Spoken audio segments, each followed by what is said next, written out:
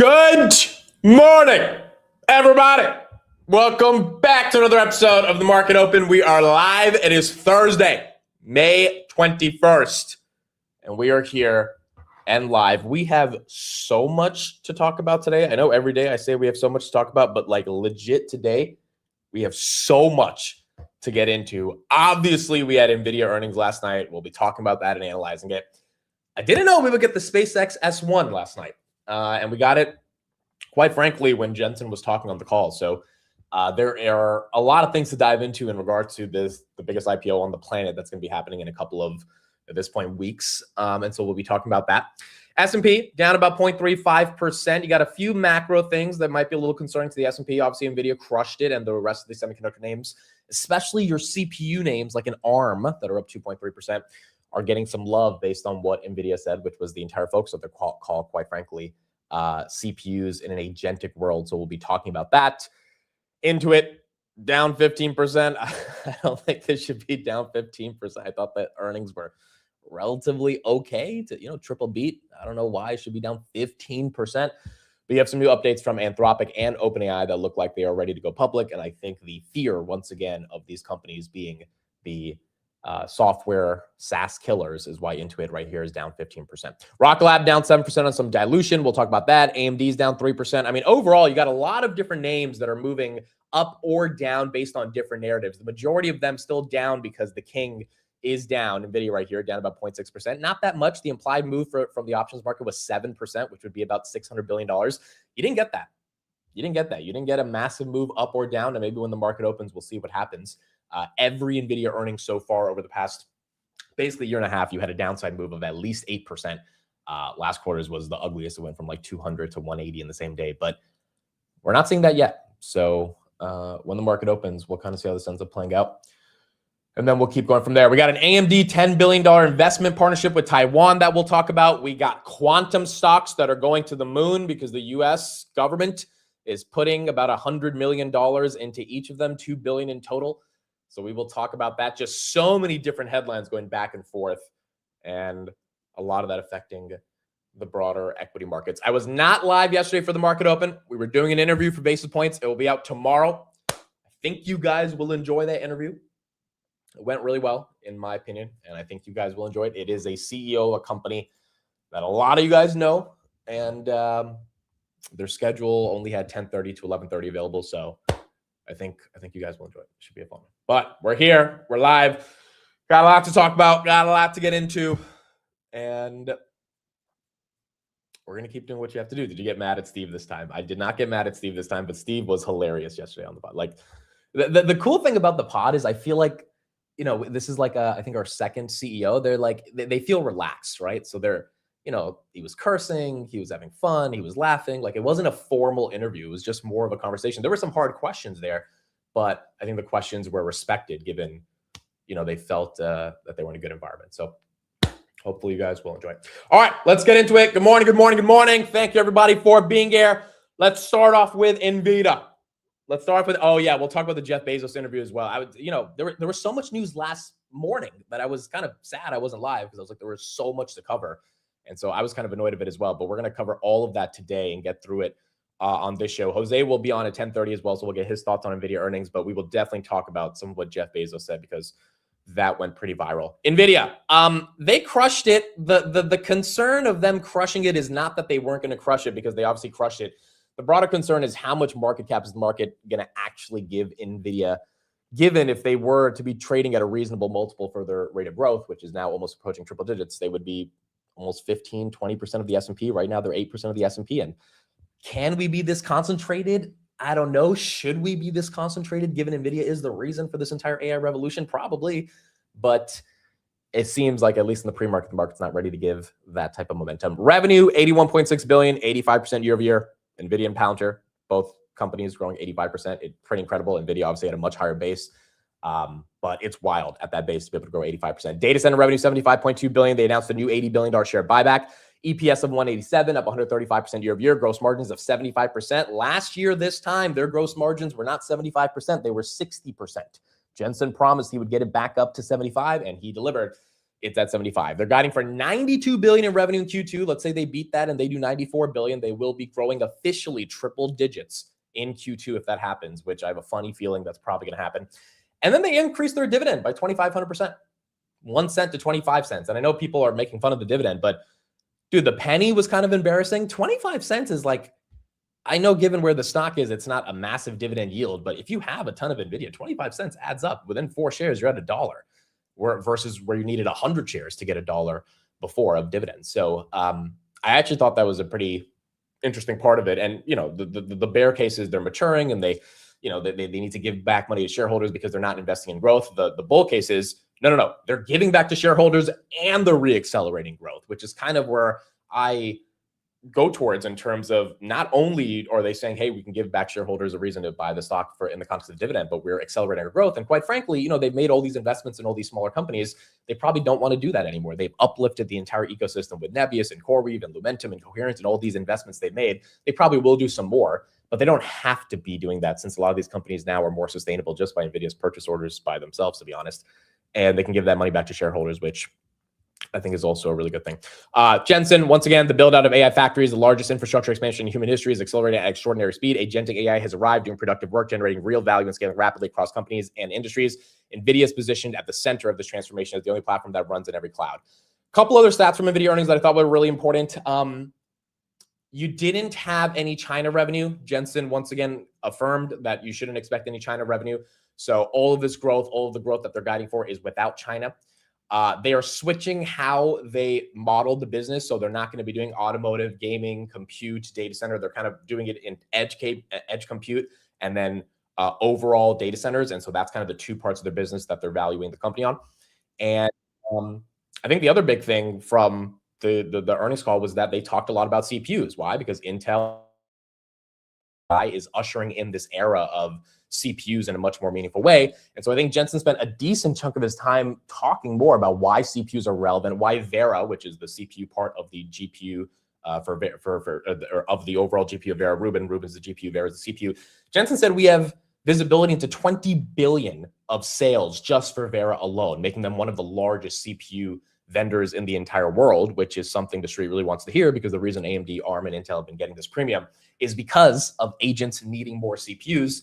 And Jensen is obviously not going to, fall to the wayside and let those companies take all the market share, given that NVIDIA is obviously innovating in that space and has been doing it for a long time. So that's why you're seeing some of that momentum being baked into NVIDIA, even though the stock is down right here. Amcor is down about 1%. It did go to 65 just for a second, then bounce back up. Maybe there was a headline that we'll get into, but Amcor now reversing from there. AMD, that's down about 3%. Micron down about 0.5%. We do have some pretty bullish news on memory that we'll talk about as well. That came out last night in Korea. SK Hynix was up 9%. Samsung is likely going to get the union strike resolved, or I think it already has been resolved as of last night, and now we just have some technicality. So the memory thesis still is intact, although there are some competing claims around that memory thesis. So we'll kind of talk about all that. But in general, I think NVIDIA did what they had to do. And because NVIDIA did what they had to do, you're starting to see some of the other players across the entire ecosystem get a lot more excited as well. Nebius also up. Nebius signed a deal with Bloom Energy yesterday. The stock kind of tanked on that Bloom Energy news, or not tanked, but it just didn't react. It was down 3%. Bloom was up 9%. It's up 11% right here. I don't see a headline for Nebius right here. Maybe it's just waking up. There was one headline last night that Nebius is increasing prices by 30% on the standard on-demand pricing, which shows a little bit more of the pricing power to rent out their GPUs.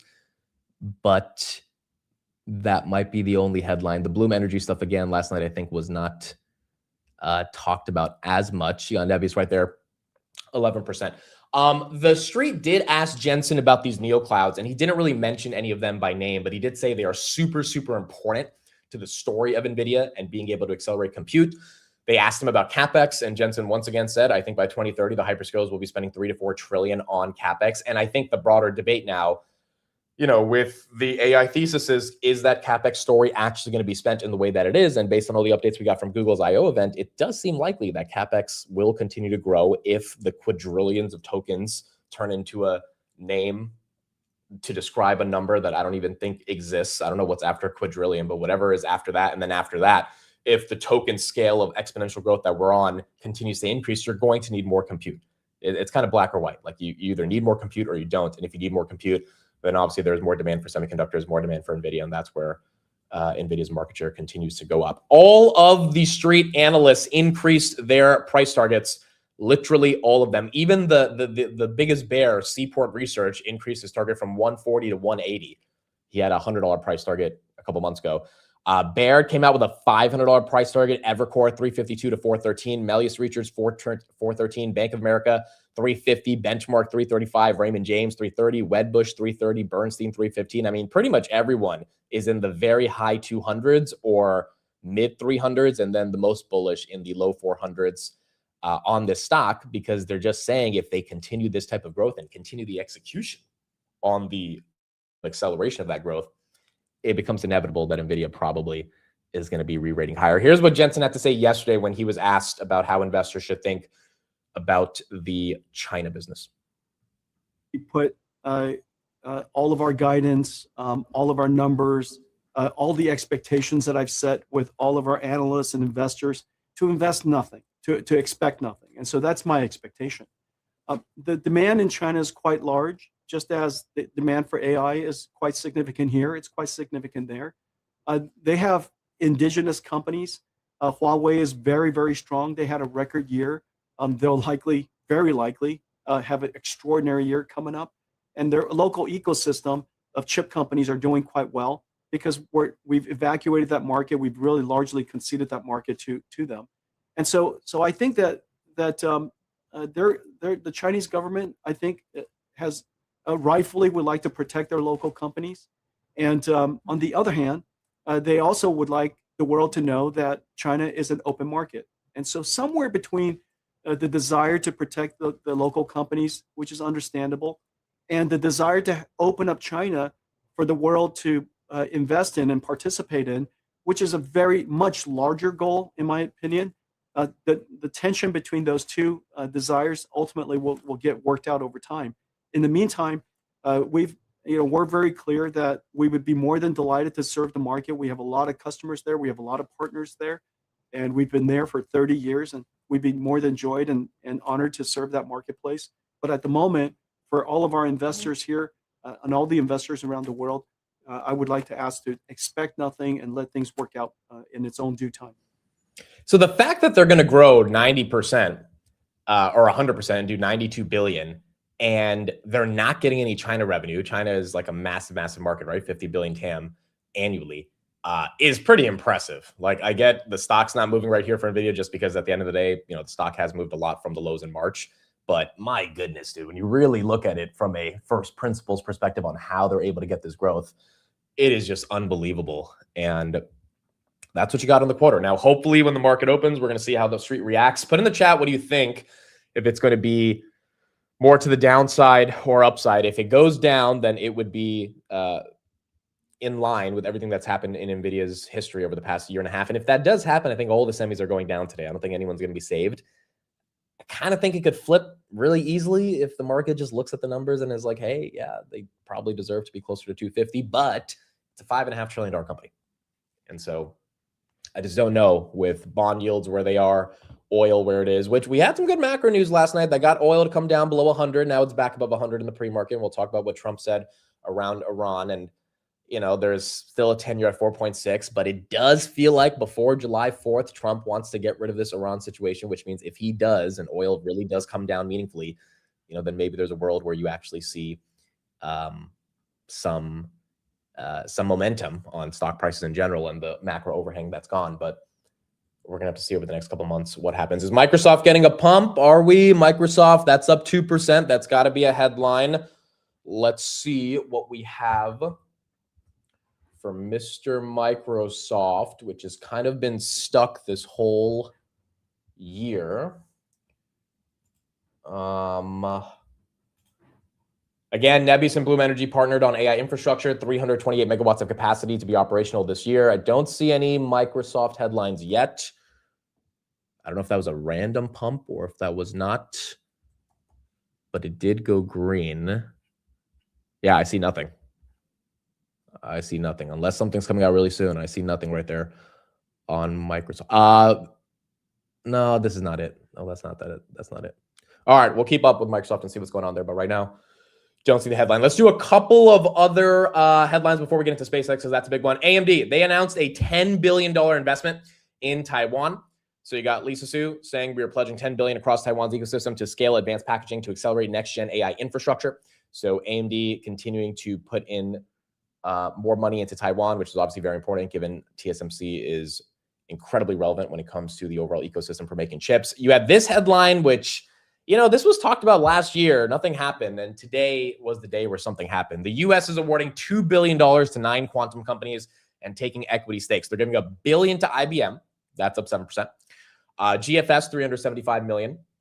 And then you have Rigetti, Inflection, D-Wave, Quantinium, PySci, and DRAC that are all getting some more money from $100 to $30 million. CHIPS and the Science Act is going to be where the funding source ultimately comes from. So this was reported, I think, around this time in 2025, where, you know, the quantum stocks were actually down a lot last year around May. And then this article, or this same type of reporting, came out from the Wall Street Journal that the quantum companies were going to get a U.S. equity stake. And then boom, they all rallied like crazy. Then it didn't happen. And by the end of the year, they ended up coming back down. And now you're seeing them come back, and that's why these names are all up about 15-20% in the pre-market. Here's the headline: Anthropic is in talks to use Microsoft's AI chips. Okay, we know Microsoft has chips, but does anyone even know the name of what they're called? Like, it starts with an M or something, right? That's an interesting one. I think this says more about how compute constrained Anthropic is, which we'll talk about the headline on Anthropic that came out last night from the Wall Street Journal. Anthropic has been increasing its Azure server rentals as per the information. MAIA, correct. That's what it's called. I mean, look, if Microsoft starts seriously selling chips like Trainium from Amazon or TPUs from Google, yeah, this thing needs to get re-rated if it's going to get itself out of the software doghouse, which the easiest way in this economy, or I should say in this market, to get yourself out of the software doghouse, all you got to do is sell some freaking chips. That's it. That is it. All you got to do is sell some chips, or at least design some chips, and boom, the street loves you. And, you know, quite frankly, one could argue that AWS and GCP is not why the street likes Google and Amazon. It's literally because of TPUs and Trainiums. I feel like that's crazy to say, but because you would think the street likes Microsoft as well because of Azure growing at 40%, but maybe it's not just about the cloud. Also, Microsoft and EY, Ernst & Young, are collaborating to invest more than $1 billion in a new project. So you have 3 headlines on Microsoft. Anthropic has been increasing its Azure server rentals. Number 2, Anthropic is in talks to use Microsoft's AI chips. Number 3, Microsoft and EY are collaborating to invest more than $1 billion in a new project. Number 4, just getting this right now, Microsoft claims their MAIA 200, which is their chip, is more cost-effective than NVIDIA chips for certain inference jobs. Huh. NVIDIA is down 1%. Well, it's a hell of a day for Microsoft to release that claim after NVIDIA earnings. You know, this is also kind of inevitable, right? Like, NVIDIA cannot be a monopoly forever, and you're going to have the hyperscalers that eventually are tired of paying the NVIDIA tax. Question is, do they have the supply chains, the ecosystem, and the execution to be able to produce the results that NVIDIA produces? And, you know, even if they do to an extent, it's really hard to slow down NVIDIA's growth. But nonetheless, Microsoft right there claiming their chip is more effective than NVIDIA's chip, and that Anthropic, if this is legit, might believe that to an extent if they're in talks to end up using their MAIA 200 chips, which is what you've got going on right now in the pre-market. So there you go. Those are the headlines on Microsoft. Again, the quantum news, D-Wave, that's up 14%. Rigetti, that is up 13%. IBM, that is up 5% with these U.S. equity states. Inflection, that is also up 21%. We're going to see when the market opens how the market is interpreting these quantum stakes, and if that's just a buy signal to say, all right, we've got to load up on quantum if the U.S. government is loading up on quantum. Every kind of industry the U.S. government has taken an equity stake in has done relatively okay, besides rare earths, which some of those stocks still have done well from the lows. But Intel is, you know, kind of the most obvious tell. Intel also was up last night. It is down in the pre-market by about 3%. Marvell up on the Microsoft news. Dude, Marvell went crazy yesterday. It hit 190. Now it's hitting 193 pre-markets. 90 to 190 basically in a month is what you've got on on Marvell. Okay, cool. So that was the news right there in the context of Microsoft. We got a politician who just made a trade. Sarah Jacobs, representative in the House, sold $1 million worth of Qualcomm. I didn't even know she owned Qualcomm, but looks like she sold the rip. Qualcomm at 201 in the pre-market, down about 0.5%. She sold $1 million of Qualcomm. That's one of the politicians and their disclosures coming out right now. Microsoft 431, as you're trying to see that one continue to get a pump. All right, SpaceX. Let's talk about SpaceX because that is a big one. That is a big one. By the way, the jobs report also came in pretty decent. Jobless claims, we had 209,000 versus 210,000 expected. So once again, unemployment, at least from an aggregate perspective when it comes to jobless claims, JOLTS, unemployment rate, you're not seeing that become too massive. In terms of Meta, I see a lot of people talking about that. Before we get into SpaceX real quick, there was a leaked piece of audio from Zuckerberg addressing the staff ahead of mass AI layoffs and how they did it. And this is basically what Zuck said. I'll play the clip right here. His argument is, hey, we're only keeping the people that we need to train to make our AI better, and we're getting rid of everyone else. And a lot of people are saying it's rather dystopian, but nonetheless, this is what Meta is doing. And yesterday, they started the process to lay off about 8,000 people. Insight and hypothesis that we have is that a lot of data generation across the field is done by these like contract companies. And Alex knows a bunch about this because you ran one before coming here. But in general, the average intelligence of the people who are at this company is significantly higher than the average set of people that you can get to do tasks if you're working through the contract, through these contractors. So if we're trying to teach the models coding, for example, then having people internally build tools that or solve tasks that help teach the model how to code, we think is going to dramatically increase our model's coding ability faster than what others in the industry have the capability to do. So basically he's saying if we keep all the smart people and get rid of all the people that are not as smart as the smart people are going to be coding. We're going to use how they're coding, their keystrokes, the analysis of how they're thinking. We're going to try to create a essentially digital twin of our smartest people, train our models on how to become as smart as our smartest people. And then theoretically, we would become more efficient, which technically makes sense. The pushback against it is that, dude, like it's just, you're just getting rid of everyone and you're stealing the intellectual property of the people that are there and you're giving them a fat check for now to stay. But eventually you're going to train them to replace them. But I don't think this is Meta specific. I think every tech company inevitably will have to engage in this in some respect if, it becomes hyper competitive with the labor market in regards to where your cost efficiencies are when it comes to AI. And I think that's just going to be a new normal. I don't know how the world is going to deal with it. I think that's not a Meta problem. That's a government problem. And none of us know how to deal with it. But nonetheless, it obviously will become an issue. And we're going to have to see how this ends up playing out. Chat says they hired Wang and he turned Meta into an AI sweatshop. That's AI sweatshop is what you would call it. Because the way these layoffs are happening kind of came out of the blue. It's not because Meta was over bloated. It's not because they're not having record profits. In fact, the fact that they're having record profits is concerning for why they're laying off 10% of your workforce. But as you said right there, or as you could see from what Zuck said, it's like, we need our best people to train our models and we need our worst people to just not be here. And inevitably, we're going to see if other tech companies ultimately adopt that same mentality. But that is what is happening with Zucks. That is what he's doing. And Meta stock still can't catch a bid off that. So even with the layoffs, you're not really seeing any momentum right there. 602, stock's been stuck at 600 for the day. All right, SpaceX, let's get into that. We got a lot of stuff for SpaceX. So this is kind of the craziest IPO disclosure I've ever seen. And I honestly, after reading through it last night, am more convinced that I will absolutely not be participating in this IPO. And if you are, all I have to say is I hope it goes well. But these types of numbers make it unbelievably obvious that the VCs are looking for exit liquidity. And they're going to get a lot of exit liquidity, and I just can't participate to be that exit liquidity. 2025 sales, $18.7 billion. Operating loss of $2.6 billion. First quarter sales of $4.7 billion. Operating loss in first quarter of 2026, $1.9 billion. They are trading at 93 times 2025 sales. The bigger issue with the IPO right here is not even that they're not profitable, is not even that, the revenue sale multiple is pretty aggressive.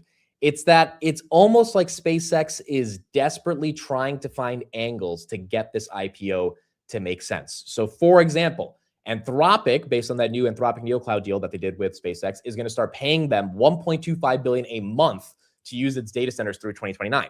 That's $15 billion a year just from Anthropic. All of SpaceX's revenue in 2025 was $18.7 billion.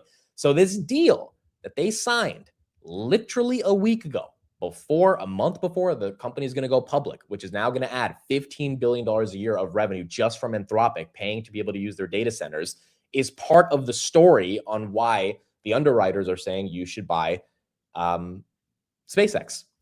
I don't interpret that as bullish. I interpret that as, they needed to do something. Why are they buying Cursor for $60 billion? $60 billion they're paying to buy Cursor because they need more AI revenue.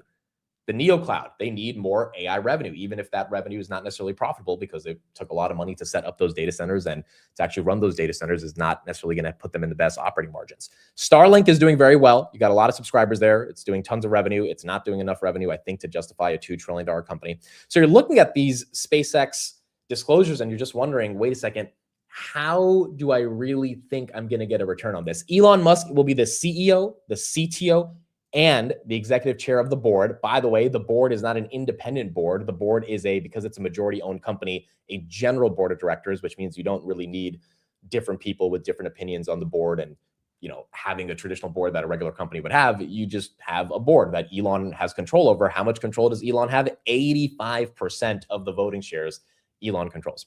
Now, I am a little bit more of an Elon fanboy, so I think he should have that control. I think, quite frankly, he should be the CEO and CTO, and he should have a lot of influence in the company. He is the only reason why SpaceX even exists in the first place.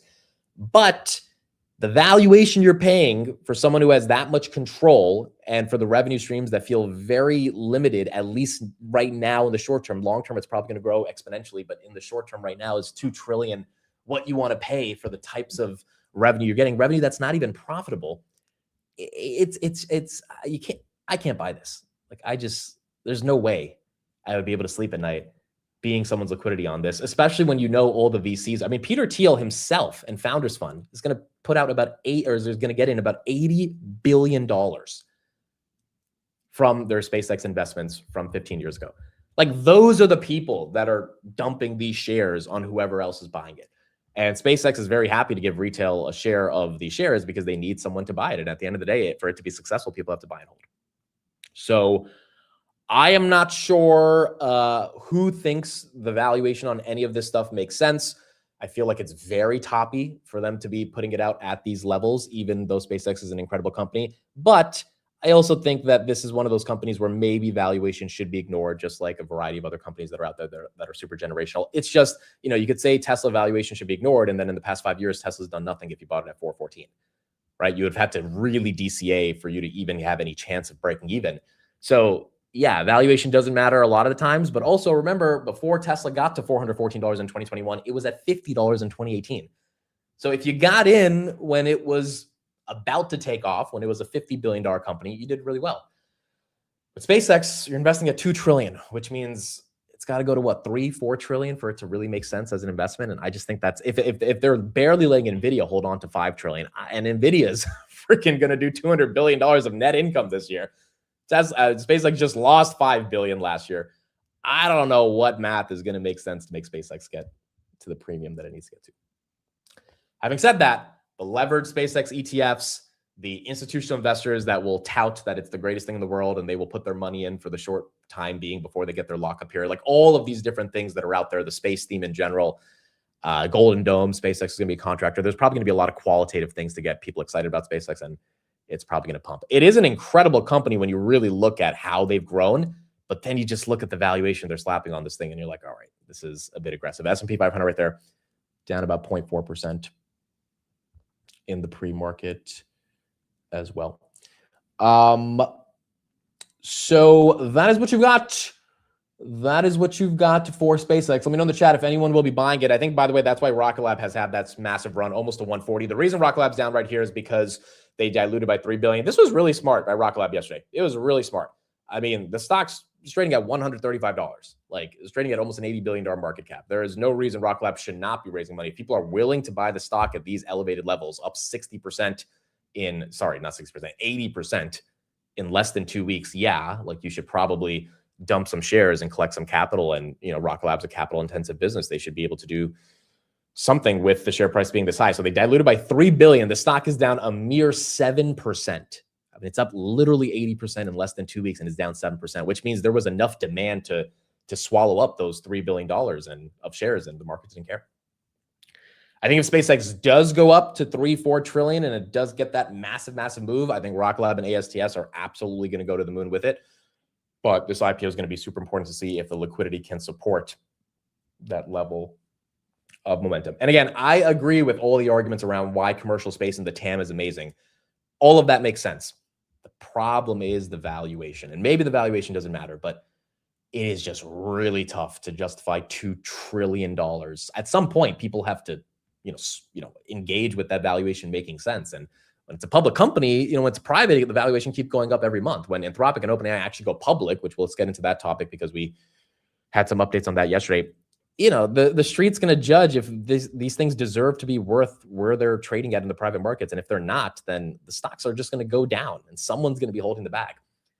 And the question is if that's going to happen with, some of these other names that are out there. So Openai, they have reportedly been working with Goldman Sachs and Morgan Stanley on preparations for a potential IPO. It looks like they're going to be filing this week for the IPO. That doesn't mean they're going to be going public this week, but they're going to be filing for it very soon. And if they are filing for it very soon, we should be getting their S1 probably in less than a month. And if we do get that S1, then we're going to be able to see all of Openai numbers as well, which is going to be really important because obviously that's going to be a massive IPO in the context of these IPOs that are coming out with SpaceX. Openai looks like they're targeting about 1 trillion. SpaceX is targeting around 1.75 trillion, likely going to be closer to 2.2 trillion when they go public. Then you have this news on Anthropic from the Wall Street Journal, which was kind of unbelievable once again on their revenue growth. Microsoft does own 27% of Openai, so that would be a massive tailwind for them. So Anthropic Q2 revenue reportedly set to more than double to $10.9 billion. That was announced yesterday by the Wall Street Journal. That would put them at that $50 billion ARR run rate,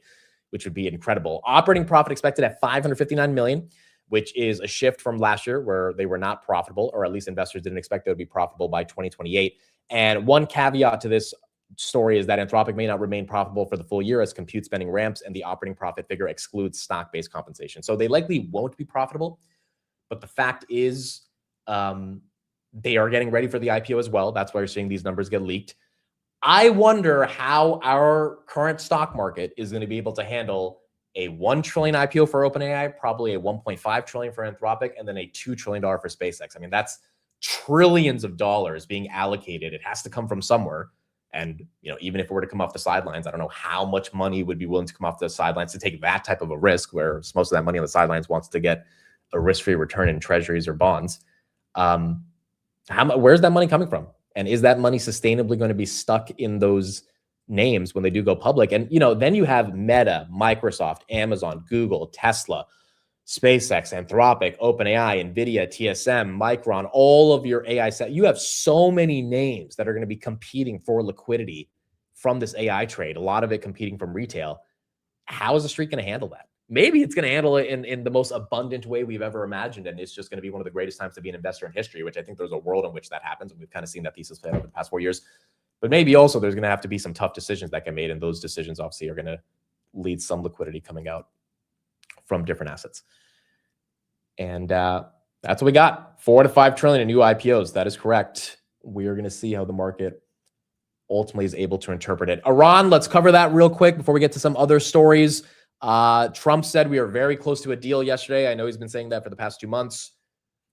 Oil went down when he said that, below 100. So maybe the market officially believed him. But here's the update on what's going on with Iran. Openai has issued a directive not to export Iran's already highly enriched uranium. This is a red line for the United States, and we will wait to see how U.S. officials respond. It comes as Iran's foreign ministry says the country is reviewing a new U.S. proposal, and Pakistan's interior minister traveled to Tehran for direct talks aimed at moving a possible agreement forward. Iran's foreign minister spoke yesterday with a warning for the United States. Should it become necessary, should the interests of the state dictate that we prepare ourselves in the field of diplomacy, of discussion, of negotiation, then we will prepare ourselves. But with strength, the same strength with which the armed forces prepare themselves in defense of the country. President Trump says he's in no hurry to make a deal since the U.S. naval blockade is causing significant economic damage to Iran and weakening the regime. He indicated the war could resume quickly if Iran doesn't respond well. We're all ready to go. We have to get the right answers. We're dealing with some people, and actually, I must tell you, we're dealing with some very good people. We're dealing with people that are, I think, far more reasonable than the people that are really no longer with us.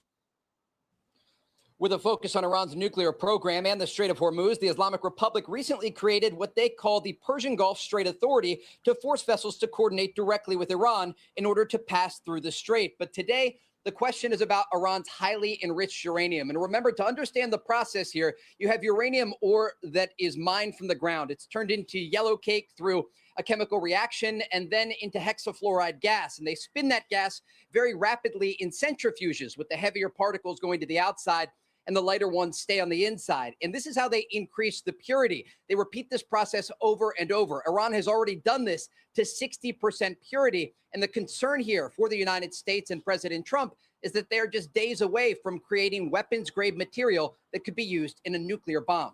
Guys? Yeah, and that's the problem. So once again, that lack of confidence the U.S. has in Iran stopping their enrichment program, which, I mean, remember the headlines on Monday this week that Iran was getting ready to completely agree to, I think it was like 10 to 12 year was the headline we had, not 20, not 15, but 10 to 12 year pause on all uranium enrichment. The market went up like crazy. And then intraday Monday, it was like, nope, that's not true. There are just so many conflicting headlines back and forth. And I guess the market, for some reason, believed Trump seriously yesterday because we went below 100 when he said we are in the last stages of getting a deal done. And maybe we are, and we just don't have enough updates to fully confirm it other than what Trump said. But a day later, oil's back over 100. So it is, once again, a whipsaw market, which earnings is the only reason we are continuing to stay as high as we are. And Nvidia did what they had to do yesterday. But this Iran stuff is not easily going away anytime soon. But if it does go away before July 4th, before Memorial Day, probably not before Memorial Day, but before the 250th anniversary of the United States, I do think Trump would be happy. And I think that is exactly what he's trying to get done, given, oil prices are up and gas prices are up and inflation in general is up. CPI, PPI, the worst it's been in a while. I just don't know if he can figure it out in a month. But if he can, obviously, it would be very bullish.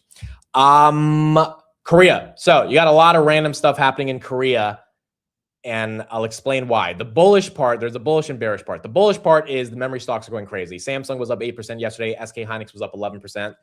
So your memory stocks, once again, are getting a massive bid in South Korea. And we talked about the story yesterday that people who are 50 to 60 years old that have never opened a brokerage account yesterday, are the brokerages in South Korea are seeing record growth in new people that are surrendering their life insurance policies to open up brokerage accounts and then take out loans on margin to be able to buy memory stocks, SK Hynix in particular.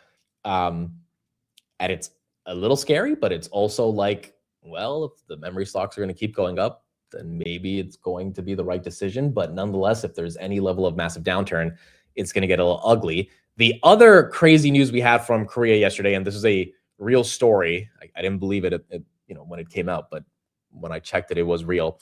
A Korean funeral company lost 59.5 billion won after investing into leveraged crypto ETFs. Which crypto? Ethereum.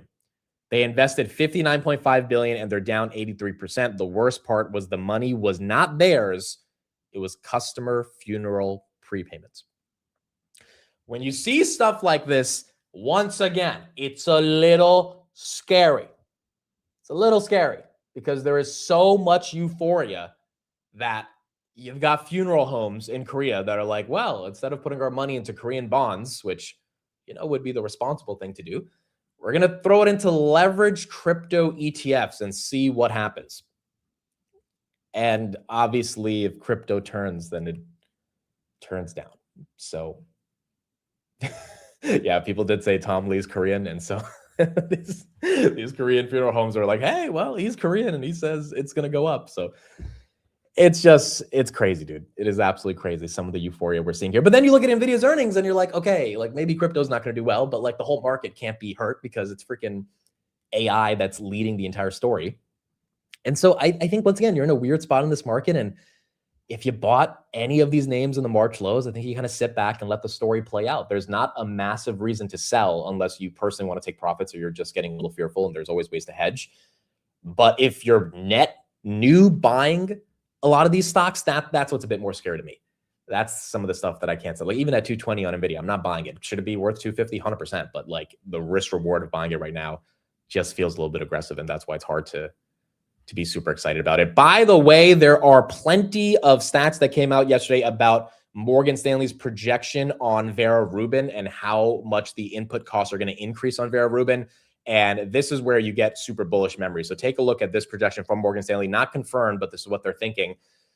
Vera Rubin is going to spend $2 million. A single VR200 NVL72 rack will cost about $8 million. 2 of the $8 million will be spent on memory. For the GB300, it costs $4 million, and only 400,000 of that 4 million was rooted in memory. So the fact that you're going from 400,000 to potentially 2 million, which is a 435% increase in none other than memory, I mean, yeah, it probably is implying that the pricing power of these memory stocks is not, or of these memory companies are not slowing down anytime soon. Now, does it mean that Micron at 750 or SanDisk at 1500 is a great buy? I don't know. And quite frankly, I just feel too uncomfortable getting in after that run. So I'm on the sidelines. But if you're in the name at 4,500 and thinking, hey, is this the top? Do I need to sell? Because you already got in, I feel like there is a lot of data that says, no, you kind of don't have to. You can see this story play out. But if you're just getting in, obviously it's a little more complicated because there could be a consolidation period. There could be a little bit of a drawdown where if you have a good cost basis, you don't even have to worry about it. But if you just get in, you obviously could be holding it back. Marvell right there, up about 3% in the pre-market. Tesla also getting a bit of a bid. That is up 422, 1% as well in the pre-market. All right, here we go. We've got 40 seconds until we ring the bell. Thank you, everybody, for being here. Again, sorry I missed the market open yesterday, but I do think the interview was worth it, and you guys will enjoy. Also, I am launching something next Monday. I think you guys will also enjoy it. I'm launching something next Monday. It's kind of a spur-of-the-moment decision. Came up with the idea last weekend, to be honest, so like 5 days ago. And it'll be launching on Monday. I think a lot of people will enjoy it. So we'll have some fun announcements coming out soon. We'll have a really big pod coming out tomorrow. It's going to be a pod that I think a lot of people are looking forward to. We'll have a new launch. It is not the OnlyFans. For some reason, I knew people would say, is it your OnlyFans? It is not an OnlyFans. Okay? Is it an OnlyFans for your feet? It is not an OnlyFans for my feet either, but I think a lot of you guys will use it. Here we go. Thursday, May 21st, 9:30 a.m. The stock market is now open.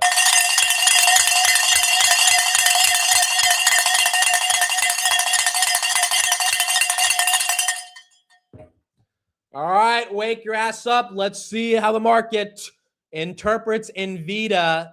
She's down 1%, 221 on Nvidia. Let's see if it's going to follow the trajectory of every single earnings so far.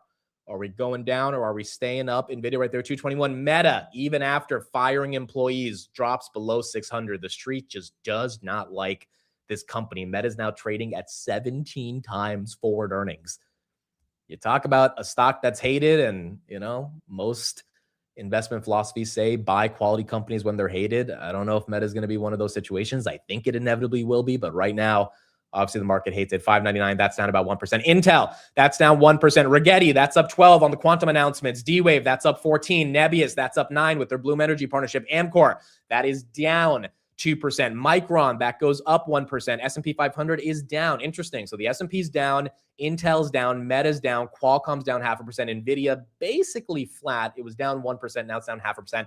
Rock Lab with the dilution Makes sense. Down 7%. It's only at 125. But obviously they've had a massive run so far. Amazon, that's down 1%. Cerebras, dude, wasn't Cerebras pushing 330 yesterday? Market open, it was pushing 330. This thing was right back down to 284. So the street switched their mind pretty quickly. Path down 2.6%. Robinhood down 0.5%. Ondas down 1%. Kratos down 1%. The big Microsoft news this morning was Anthropic is thinking of using Microsoft chips.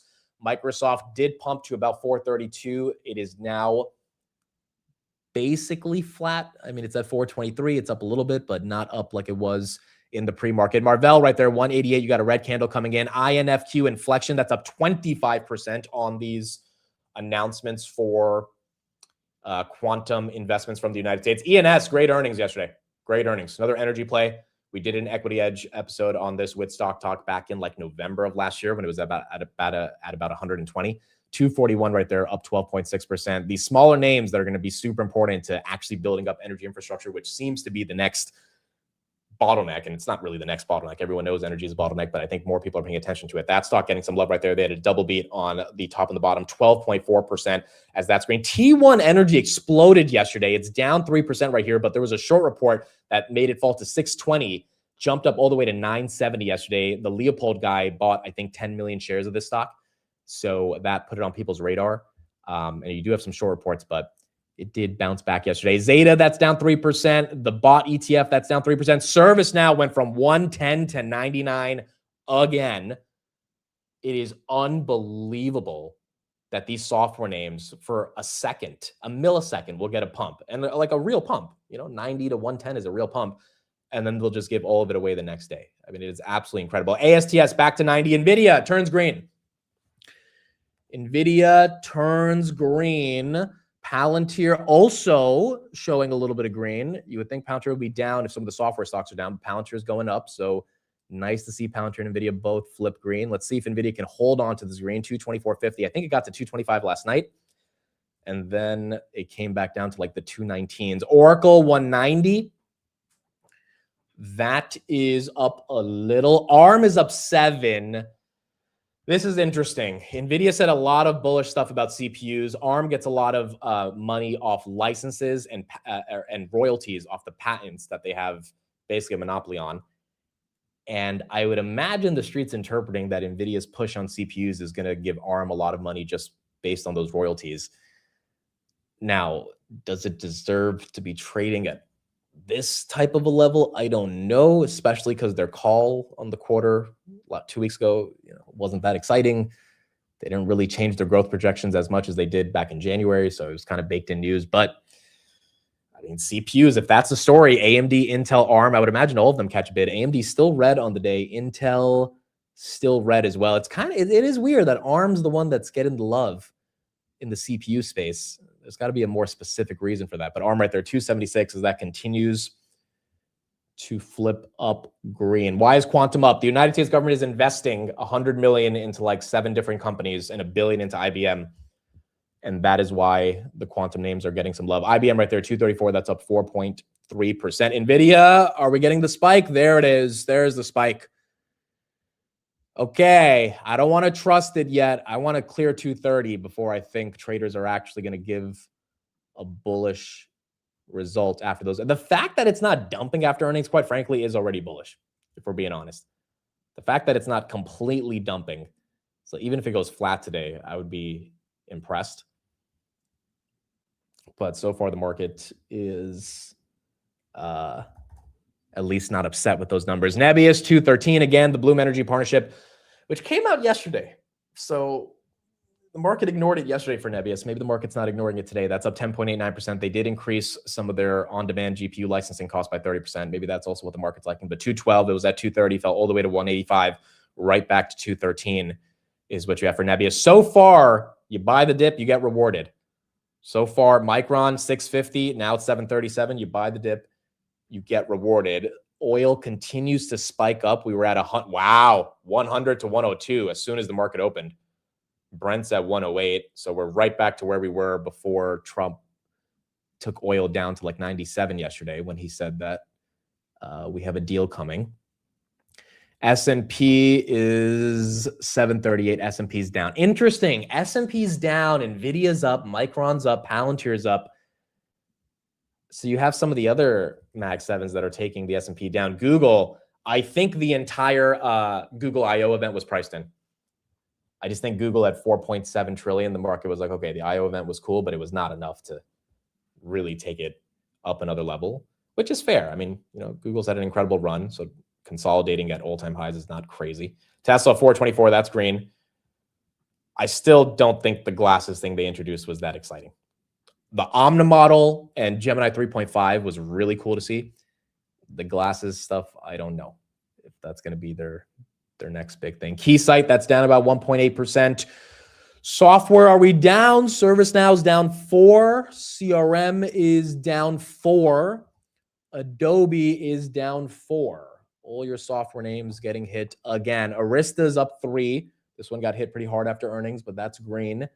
Redwire is down 7. That's probably just going down with Rock Lab. They already diluted a while ago. Circle, are we green on that? Circle is up 2.28%. Again, this one made its move a couple days ago when the Clarity Act was kind of more officially confirmed. Yeah, Intuit makes no sense to me. Does anyone think this thing deserves to be down 20%? Like, I mean, now it's trading at 19 times earnings. They didn't have a bad print. This stock was $700 at one point.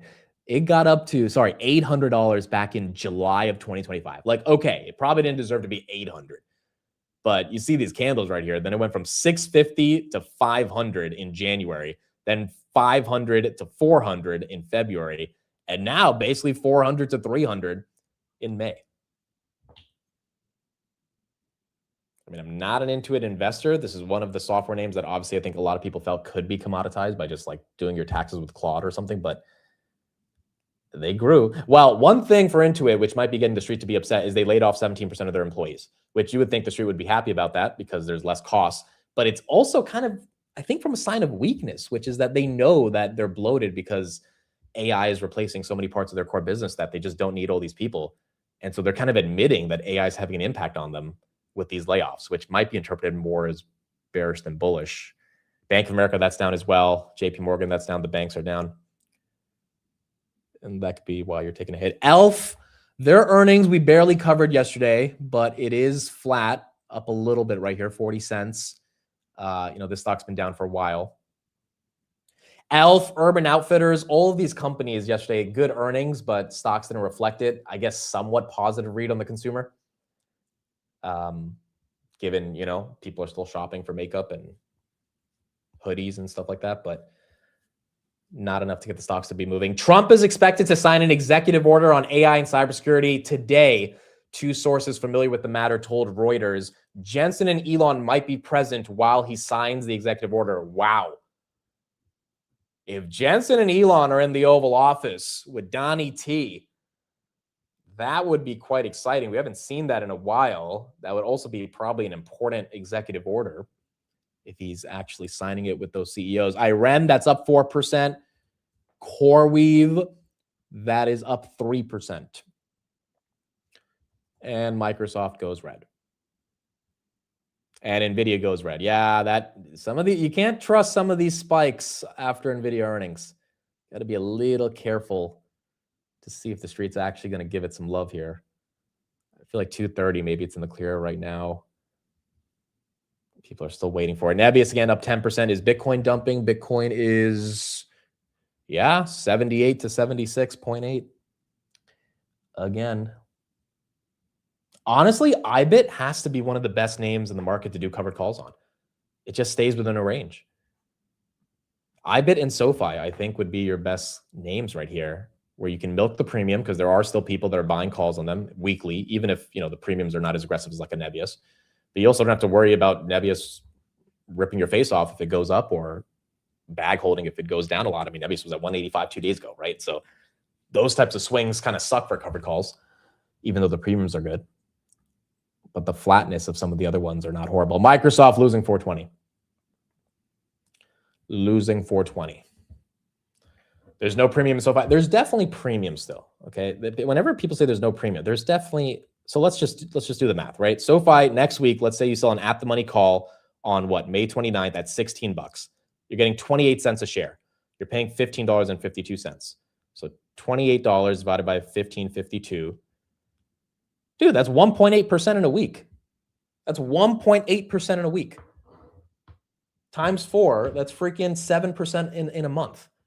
You're getting $28 to put up 15.52 of collateral. Now, I know you're selling a very close to the money call at 16, but the whole point is it's barely moving a couple cents a day. So that and if your shares get called away at 16, okay, they get called away at 16, you let it go. That's still premium. 2% in a week is not a joke. And there's a lot of risk associated with that 2% a week, but in the context of the price action, the risk is minimal given, the stock has been relatively flat. Now, if it dumps all the way to 13, 12, obviously that'll suck. You got to hope that there's enough of a floor for the stock to not get hit like that. Intel right there, that's down 2.6% as well. Yeah, I'm assuming if you're buying it today, not assuming if you bought it at 25. Obviously, if you bought it at 25, then, you can't sell a $16 call, but if you were buying it just for the calls today, that would be different. Tesla 422, that's still up. The theory is by many people now on street, I've seen multiple reports, even last night from the equity side, Morgan Stanley and JP Morgan, that there is a very high probability that SpaceX is merging with Tesla. And the reason for that is in the S1 disclosures, if you do the math on if both companies were to come together, Elon, based on his share of Tesla versus his overwhelming share of SpaceX in the context of voting shares, would have about a 52% majority share in the combined entity if you put them out together. And so you just got a lot of people thinking, look, this is inevitable, that the way Elon gets to this massive $10, $15 trillion market cap to reach his thresholds for compensation is by just combining all these companies together. Bloom Energy back above 300 as well, as that continues to go green. So I do think there's a world in which that happens, and I think that's kind of the bull case on Tesla more than anything, if that ends up playing out. Also, Elon had a little event yesterday in California where he was showing off a bunch of stuff with Tesla. It was at one of the factories in Fresno, and they showed off some new footage. Like, look at this. They showed off what the production line would look like for Optimus. This looks pretty cool. Again, the bull case on Tesla is that they're trying to do 1 million bots per year, and they would hire 12,000 people to make those bots. They would be replacing the Model X and Model S lines. And then you had Elon also talking at the event yesterday. There really were. Every part of it, inside and outside, every detail, even things people couldn't see, probably most people would not even experience or often not know existed. We put there because we love the product.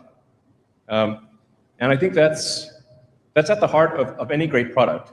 If the people making it genuinely love that product, just like if when you genuinely love your kids, you care about things in a different way. Yeah, you do. You do. It's not like a spreadsheet thing. It's not like you do things to make the product amazing because you love it, and even if people don't even see all of those things, they feel a lot of those things, and that's what translates to people wanting the product. So they sold the last S and X recently as well, and so as that factory officially gets rerouted to an Optimus factory, they're moving into the next stage of the business. But I think that's part of the reason why Tesla might be even catching a bid right here on the SpaceX IPO news. 421.85 on Tesla. Is Walmart actually down 7%? Oh my goodness, Walmart's down 7%. That is, Walmart doesn't move 7%. That there had to be some bad news, because you're not even seeing a rotation of high beta. ASTS is moving. Walmart had earnings. No one wanted to tell me, huh? No one wanted to tell me. You guys come here every morning. No one wanted to say, hey, Amit, did you look at Walmart's earnings? Okay. I guess I have to do this all by myself here. Walmart revenue, that was up 8% year over year. Adjusted EPS was flat. US comp sales up 4%. EPS, they missed on the guide, 285 versus 292. Net sales plus 0.35 to 4.5, not what I think the street wanted right there. 74 cents versus 75 cents on the Q2 guide. That was a miss as well. Free cash flow was negative 1.95 billion. Yeah, these growth numbers are just small. Net sales up 4%, comp sales ex fuel up 3.9%. CEO, our results are reflecting our continued focus on delivering across the enterprise. Our teams are adopting innovative technologies, driving productivity through automation. Not an exciting enough of a print. Costco's probably down with it, right? Wow, 7%, dude. Costco, yep, down 3. Micron, though, 750. 750. Oh, we just got PMI. We just got PMI. What did we get? Manufacturing PMI 55.3 versus 53.8. That's a beat. Services PMI 50.9 versus 51.2. That's a miss, slight miss. S&P is still red. Composite PMI 51.7 versus 51.8. That's basically in line. So you're likely not going to see too much of a divergence from those results. Walmart CFO says higher prices to hit the shelves coming in months. Okay, so not only did the Walmart CFO say that today, which you're right. I'm looking on their IR page right now. That's one of the core quotes. The Pepsi CEO said the same thing yesterday as well. Pepsi said they plan to raise prices on smaller chip bags as PepsiCo faces higher costs in the U.S., continuing the broader trend of food companies passing inflation and input cost pressures onto consumers. If we continue to see a trend of Home Depot and Lowe's and all these other companies coming out saying, yeah, we just have to raise prices. Nebius making a real big move right here, 14%. Inflation's back, folks. It is back. Now, if oil really does drop like a rock and we get at least back to $80, maybe that inflation will be subdued. But you're starting to see other parts of CPI and PPI X energy that are coming back. Oh, we didn't even talk about the Fed minutes. So yesterday at 2 p.m., the Fed minutes came out. A majority, not a minority, a majority of the Fed members said two things. A, they believe inflation is persistent, and B, could require hikes.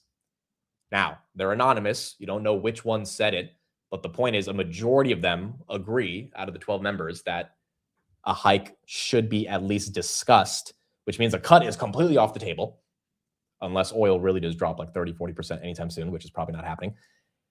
A hike is on the table. I think the best case scenario is we don't get a hike, but if we do, I don't know how Trump is gonna react to it. SoFi right there, 1554. So you've got Pepsi and Walmart saying we're going to increase prices, which are not small companies. So you would imagine, much smaller companies are probably thinking of doing that, especially if their input costs are going up. You've got oil that still is elevated, and you've got Nvidia going officially red again, 222. You've got CPI and PPI the worst in 4 years. Again, every time I say that, the caveat is the reason they're the worst in 4 years is because of oil. So if oil goes back down, it shouldn't be that bad. But if the structural inflation persists, then obviously, that's not a good thing. Baba, are we down on Alibaba? That is down 5% as well, as Baba is taking a hit. Corning, are we up? Corning 185. Yeah, dude, Corning is moving with a lot of the semiconductor infrastructure names as well.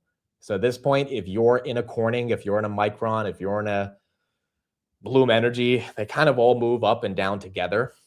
And there will be nuanced differences between each one because Corning, I think, has two really big deals coming up with some hyperscalers, which is part of the thesis on them right now. But a lot of them are in that same bucket right now. I mean, quite frankly, they're in the SMH bucket.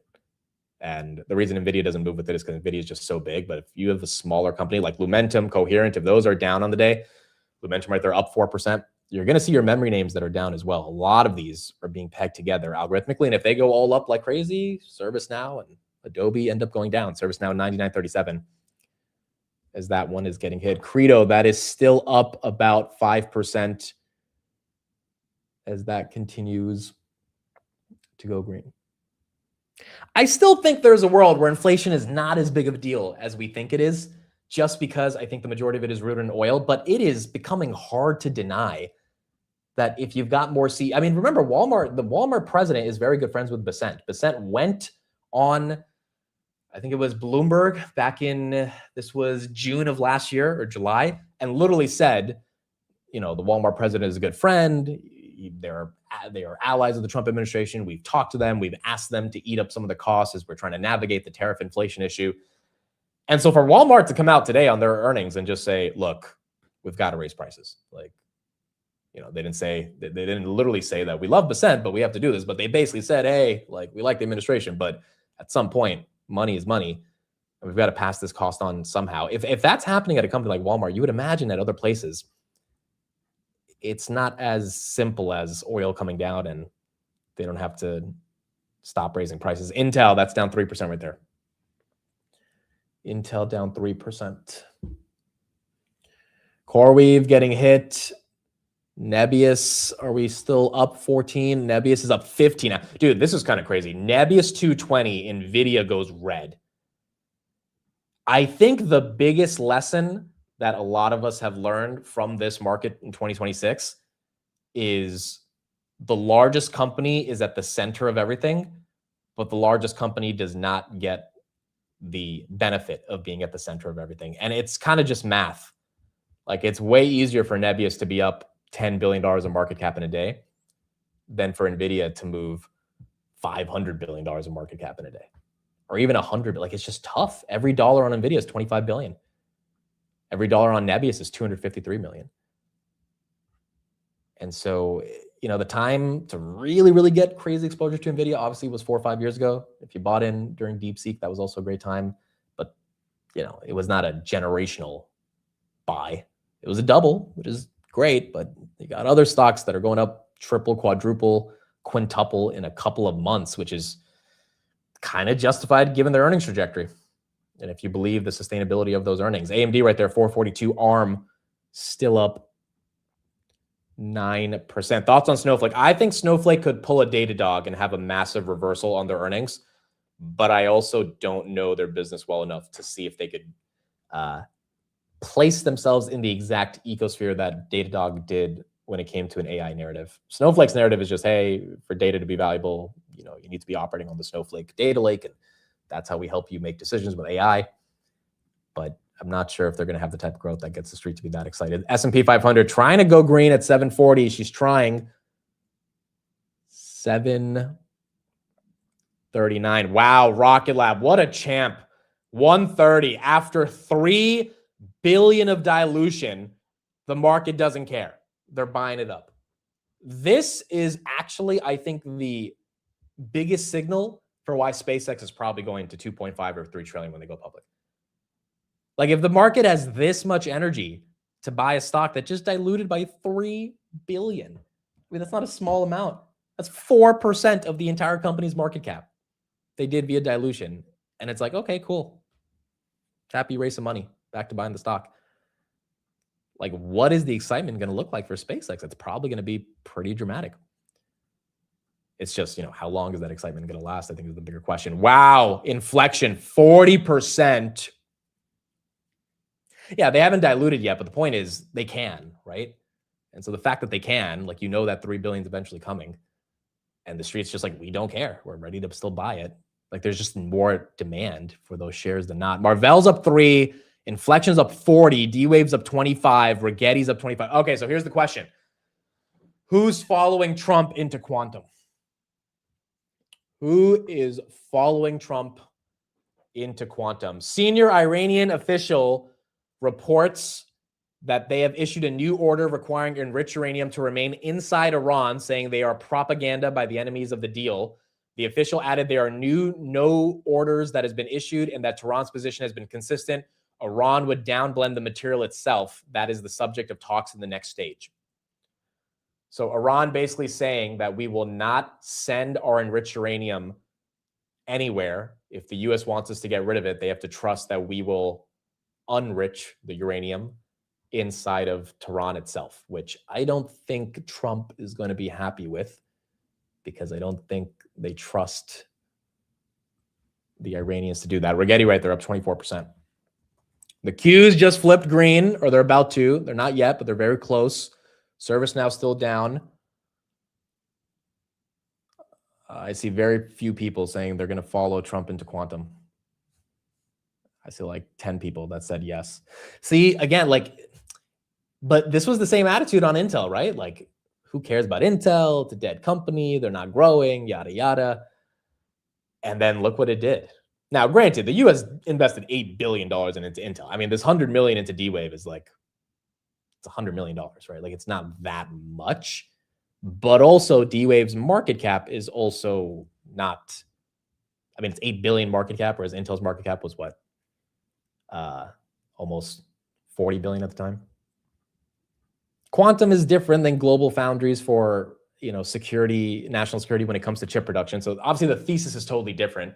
So if you're, you know, the Trump administration invested in rare earths and those haven't done that well either. So it's not like a guarantee that quantum is just going to take off like Intel, but I don't know. Maybe there's a broader thesis around quantum and competing with China that the US is trying to think of right here. Iran, that's up 6% as well as that continues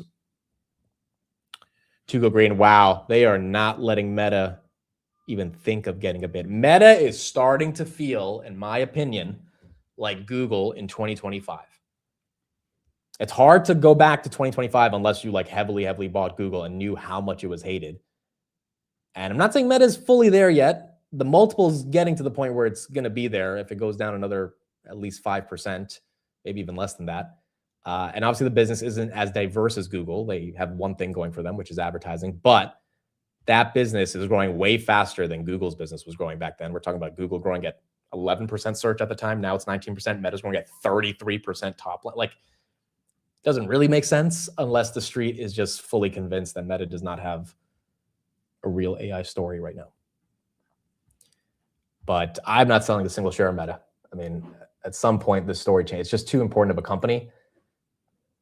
The narrative just kind of sucks right now. Google, are we green? We are almost green, but still red. Yes, Google had chips.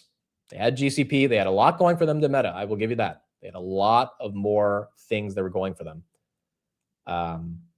Which is, you know, why Meta probably, if it ends up getting hated even more than Google back then, we're looking at $500 a share, which I think would be the real opportunity. That might actually be your Google at 150. But I also don't know how much the street. I mean, this is a widely held institutional name. Meta is not just a bunch of retail investors. Like, this is Meta we're talking about. It's one of the most top 10 owned stocks in the entire market. At some point, you would imagine an institutional investor comes in. We already saw Bill Ackman come in and say enough is enough. Nokia, that's up 3.6% today, 1412. Jensen talked a lot about AI RAN and networking last night, which, again, I put out my Substack on Nokia 2 days ago. I'll link it right here. That was one of the bigger parts of at least my thesis into my due diligence around if it could be a recovery play.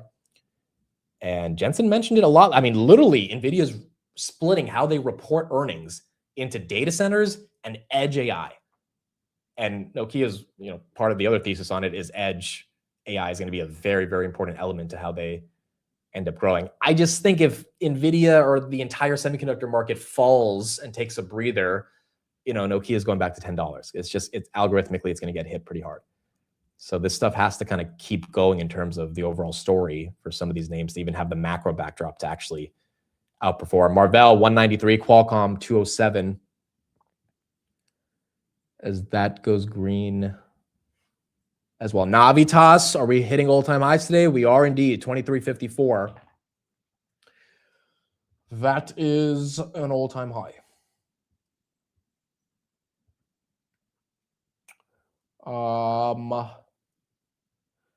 Memory continuing to pump. Again, the Vera Rubin might have a 400% increase in memory costs.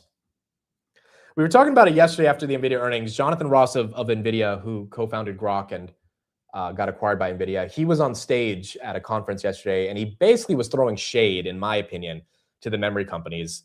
And if you watch the clip, it becomes kind of obvious. He was basically saying, the guy was like, hey, isn't memory the biggest bottleneck? And Jonathan Ross was like, look, if there's a problem, the way AI works is the best engineers become efficient enough to solve the problem. And right now, if memory continues to persist as a problem, eventually we will innovate to make sure we don't need as much HBM to be able to train these models. And he ended off his statement by saying to the memory makers, you guys should keep making more fabs. Now, there's a problem. If they overbuild the fabs, their pricing power comes down and they don't have their margins, which means their EPS growth goes down. If they underbuild the fabs, in the words of Jonathan Ross, we will innovate a solution to be able to not depend on memory as much. So, and Jensen didn't mention memory at all last night in the call. He mentioned a bunch of other supply chain bottlenecks. So it was interesting. It's almost, in my opinion, NVIDIA saying we don't want to keep paying this type of margin. Now, granted, they have locked in their contracts with Micron and their suppliers, so it probably doesn't affect them as much. But, the question is, are 80% gross margins sustainable for the memory names, given they were at 60% back in the 2000s? And time will tell. But look, if the cost is going up the way it's going up, at least in the short term, I think the memory stocks are going up. I think they're going up. I think Micron 1000 is not crazy to assume if the cost keeps going up. Like maybe it doesn't stay at 1000 for the next 2 years, but the run to get there feels very likely. S&P 740, that just flips as well. Microsoft gave back 100% of the move, as that's also still down.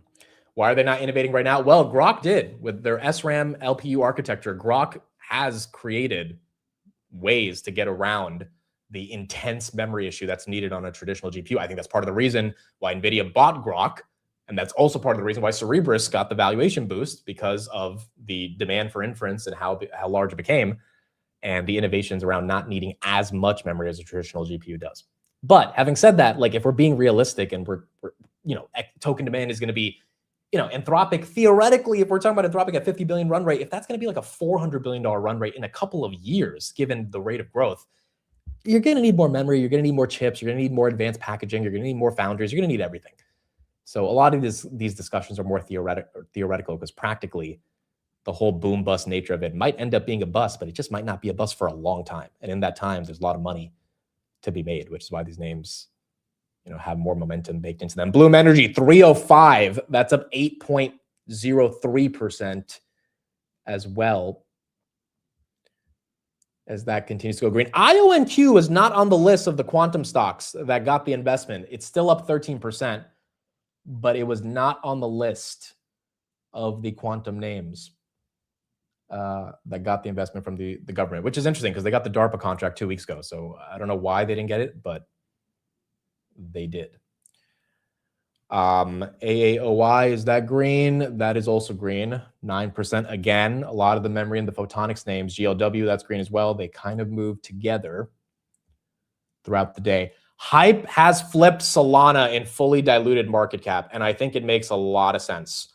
Hyperliquid, which is the platform that I tweeted about on Sunday night, which is what allows you to basically create a market for illiquid assets. It had SpaceX trading on it live Sunday night, month before the IPO, has been incredibly accurate over a lot of different assets. It's implying SpaceX had basically a $2.5 trillion market cap.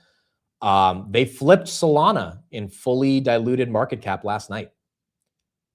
I think this makes a lot of sense. You've got the SEC moving towards tokenization. You've got tokenized assets and real-world assets, or tokenized real-world assets, moving on chain at an exponential rate. You've had Vlad, talk about tokenized assets, bringing real estate online. Larry Fink has talked about it.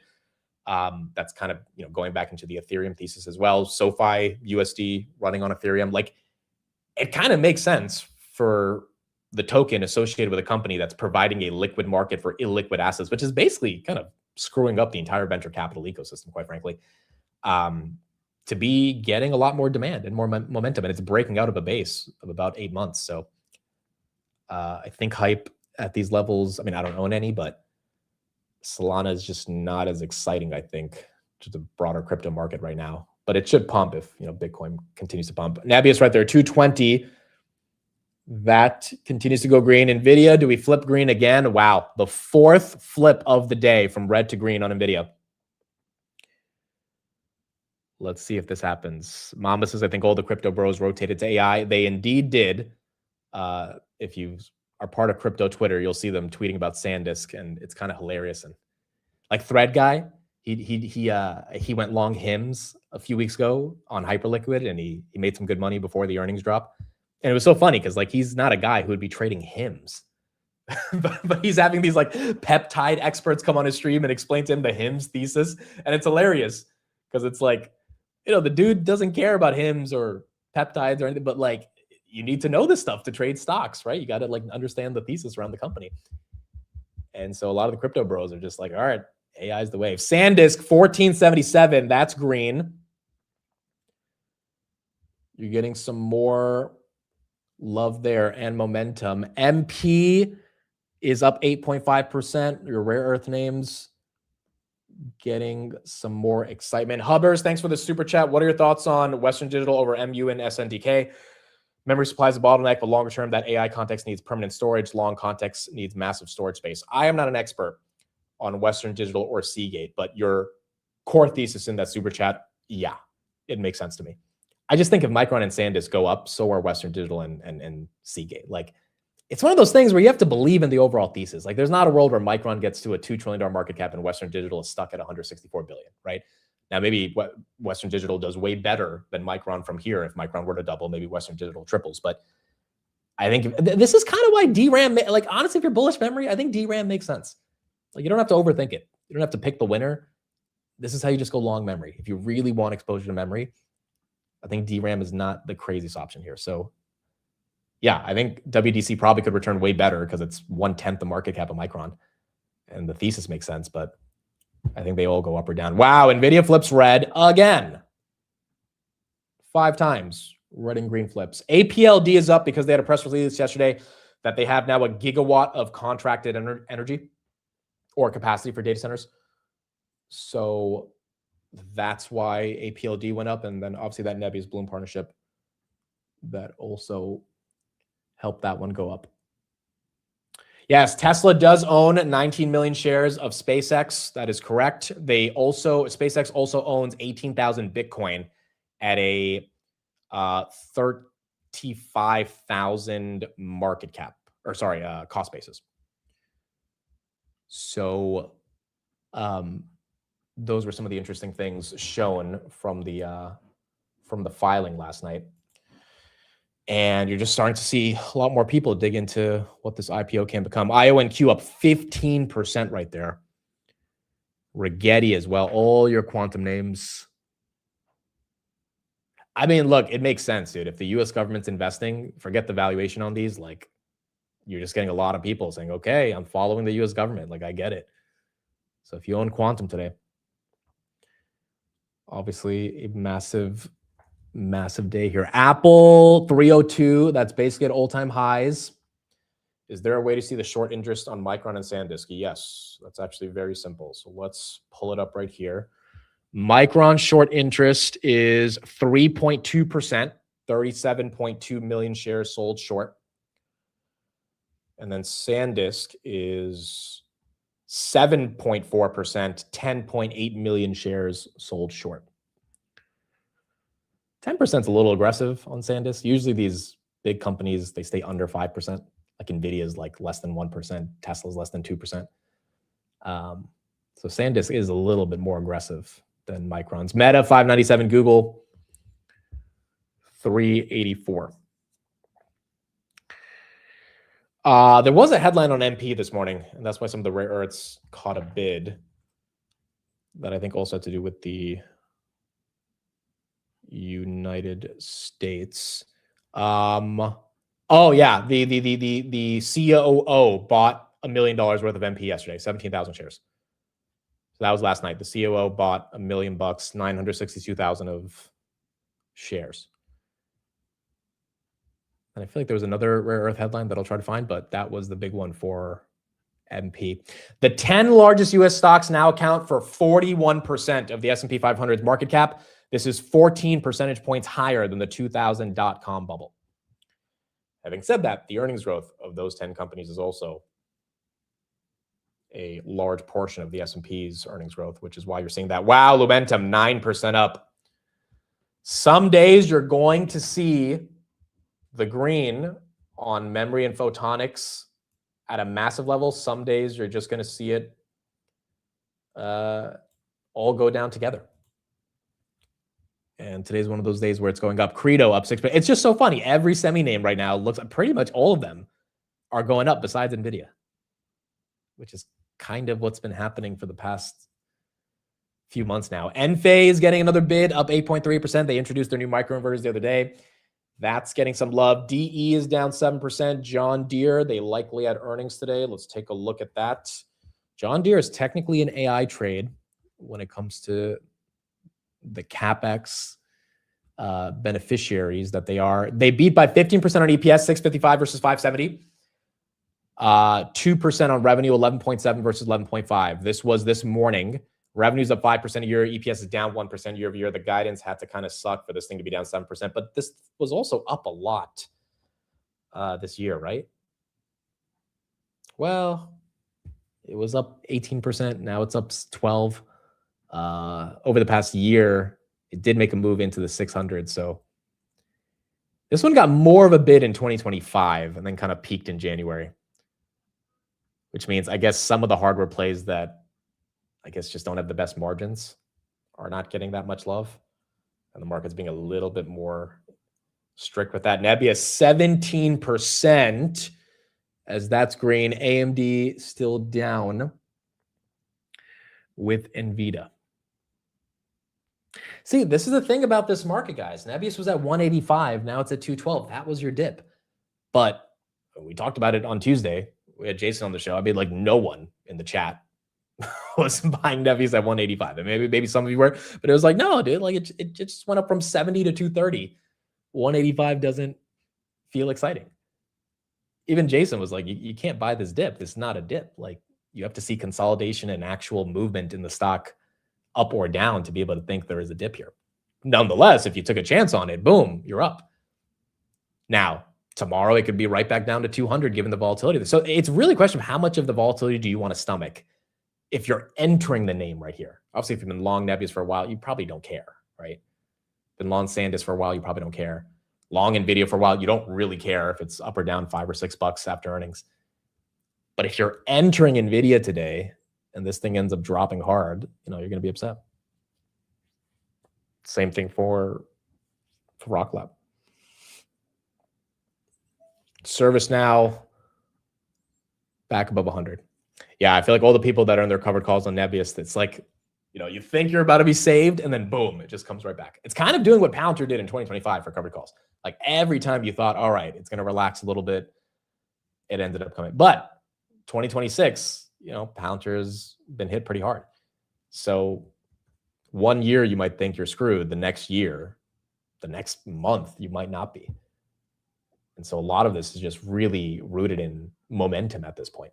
How much momentum can continue? Jensen's on CNBC, is he?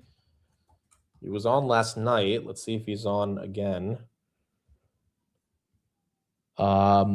Yeah, okay, so they're replaying from the clips that he was on last night. So let's take, we didn't watch this. All right, here's Jensen.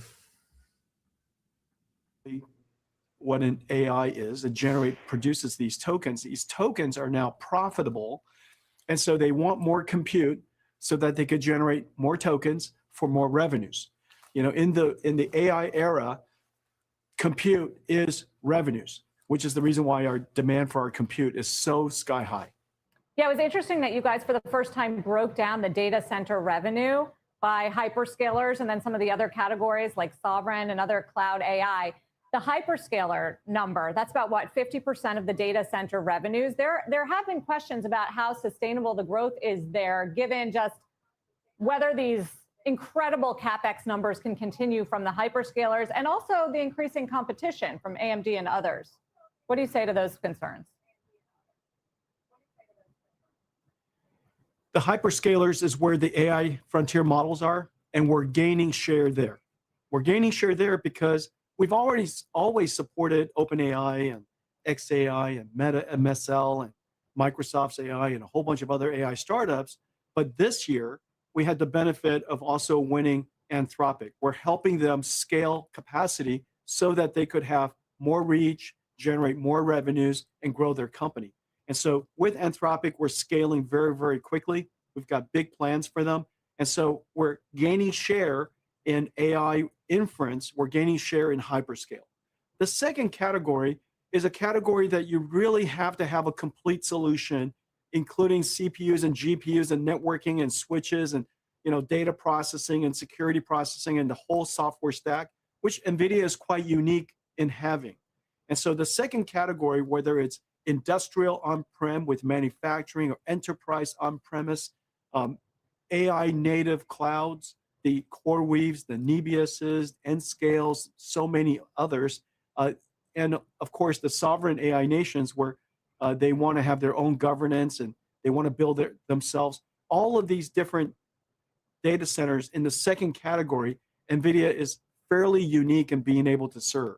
And that represents half of our business and is also the fastest growing. I was going to say it's growing a lot faster even than the hyperscaler business. But on that, there are also questions lately, Jensen, about whether these hyperscaler customers, which are so critical, are also becoming competitors. You know, Andy Jassy of Amazon talked on the last call about their chip business, which he said if it was a standalone would be worth $50 billion a year, and sort of hinted that they'd be selling, maybe open to selling chips externally. So is this a threat to your dominance if they start doing it themselves? We have a lot of competition, but as you know, we're very good at this. And so just because a competitor emerges, the distance, the path, the journey from announcing a chip to eventually building a sustainable business is a long journey. And so we continue to serve all of our hyperscale clouds, and they have projects internally. Many of the projects are delayed and many projects are canceled and some of them are sustained. And so I think a lot of it is quite noisy. We don't let it distract us. We only focus on supporting our hyperscale partners, helping the AI model builders grow. And as I mentioned, you know, while competition and the number of announcements is growing, our share, overall share is growing and growing quite fast. And so we're doing very well. You're also very bullish, obviously, about the Vera Rubin launch, and you confirmed shipping in Q3. Can you just tell us a little bit about how that's going to change the business overall and what the pipeline looks like? The thing that's really great about Vera Rubin is that it's designed in the same systems architecture as Grace Blackwell. So it's easy for our customers to integrate and adopt. The second thing is, whereas Grace Blackwell was designed for inference, Vera Rubin was designed to run the entire pipeline, the entire processing stack of an agent. Everything from the orchestration of the agent, which usually runs on CPUs, to the inference, the thinking part of the agent, which runs on GPUs, or the tool use that runs on GPUs and CPUs. So the combination, that entire pipeline end to end, from short-term memory that runs on CPUs and GPUs to long-term memory that runs on storage, NVIDIA has an architecture for every aspect of the agentic pipeline. And so whereas Grace Blackwell was for inference, Vera Rubin is for agents. Vera Rubin is, gosh, it's in full production, 7 different chips. It's the most complex computing system the world's ever made. We're going to be very successful with it. Whereas Grace Blackwell, we didn't have the benefit of every frontier AI model supporting it at the get-go. In the case of Vera Rubin, every one of the frontier AI model companies, every one of the hyperscalers, literally every single data center customer in the world is already fully geared up to launch with Vera Rubin. So it's going to be an exciting launch. What is the barrier to getting this going smoothly? Is the memory shortage impacting you at all when it comes to launching this, or even when it comes to thinking about your next innovation? Well, as you know, NVIDIA is a very large company, so our supply chain is literally the largest in the world. And we've been planning this for several years. You know, we started planning with the Hopper generation and got more than twice as large with Grace Blackwell, and it's going to get more than twice as large with Vera Rubin. And so we've been planning our supply chain for quite some time. And I think it's fair to say that everything is challenging at the scale that we're working. You know, there's nothing easy about the work that we do. Everything from the copper backplane of our Vera Rubin that we partner with Amphenol to do. This is incredibly complicated copper scale-up system, to silicon photonics, to HBM memories and LPDDR memories and CoWoS of 3 different types. There's CoWoS-S, CoWoS-R, CoWoS-L. The amount of technology that's integrated in Vera Rubin, I could go on and on. but it's kind of mind blowing, kind of staggering. And so, but that's what we're good at. You know, we are the largest single company in the world at focused in building this, and we have every single company as a customer. And so, you know, we have a lot of responsibility to really lift the entire AI ecosystem in the coming months. So do you feel good about the supply chain? But Jensen, do you feel good about the margins, the 75% margins, and the ability to hold those in an environment where costs are going up? Well, every single generation is a challenge. Our pricing is based on the value that we deliver. And each generation, the value that we deliver is X factors, always an order of magnitude better than the last time. And so we have the ability to deliver great value. And as a result, our pricing and our margins should be able to sustain. And I'm expecting it to sustain. We're going to have much more from that interview next hour, including Jensen. All right, that's what you got from Mr. Jensen. Nvidia now going downtown, 219.21. So there's your actual dump of the morning. Let's see if it stops at that level. If the buyers come in, 219.22 right here. Your quantum names are still super green. Your neo clouds, Applied Digital, Nebius, which Jensen mentioned, Nebius just now, also still super green. Photonics still super green, Credo, Lumentum, Corning, but the S&P's red.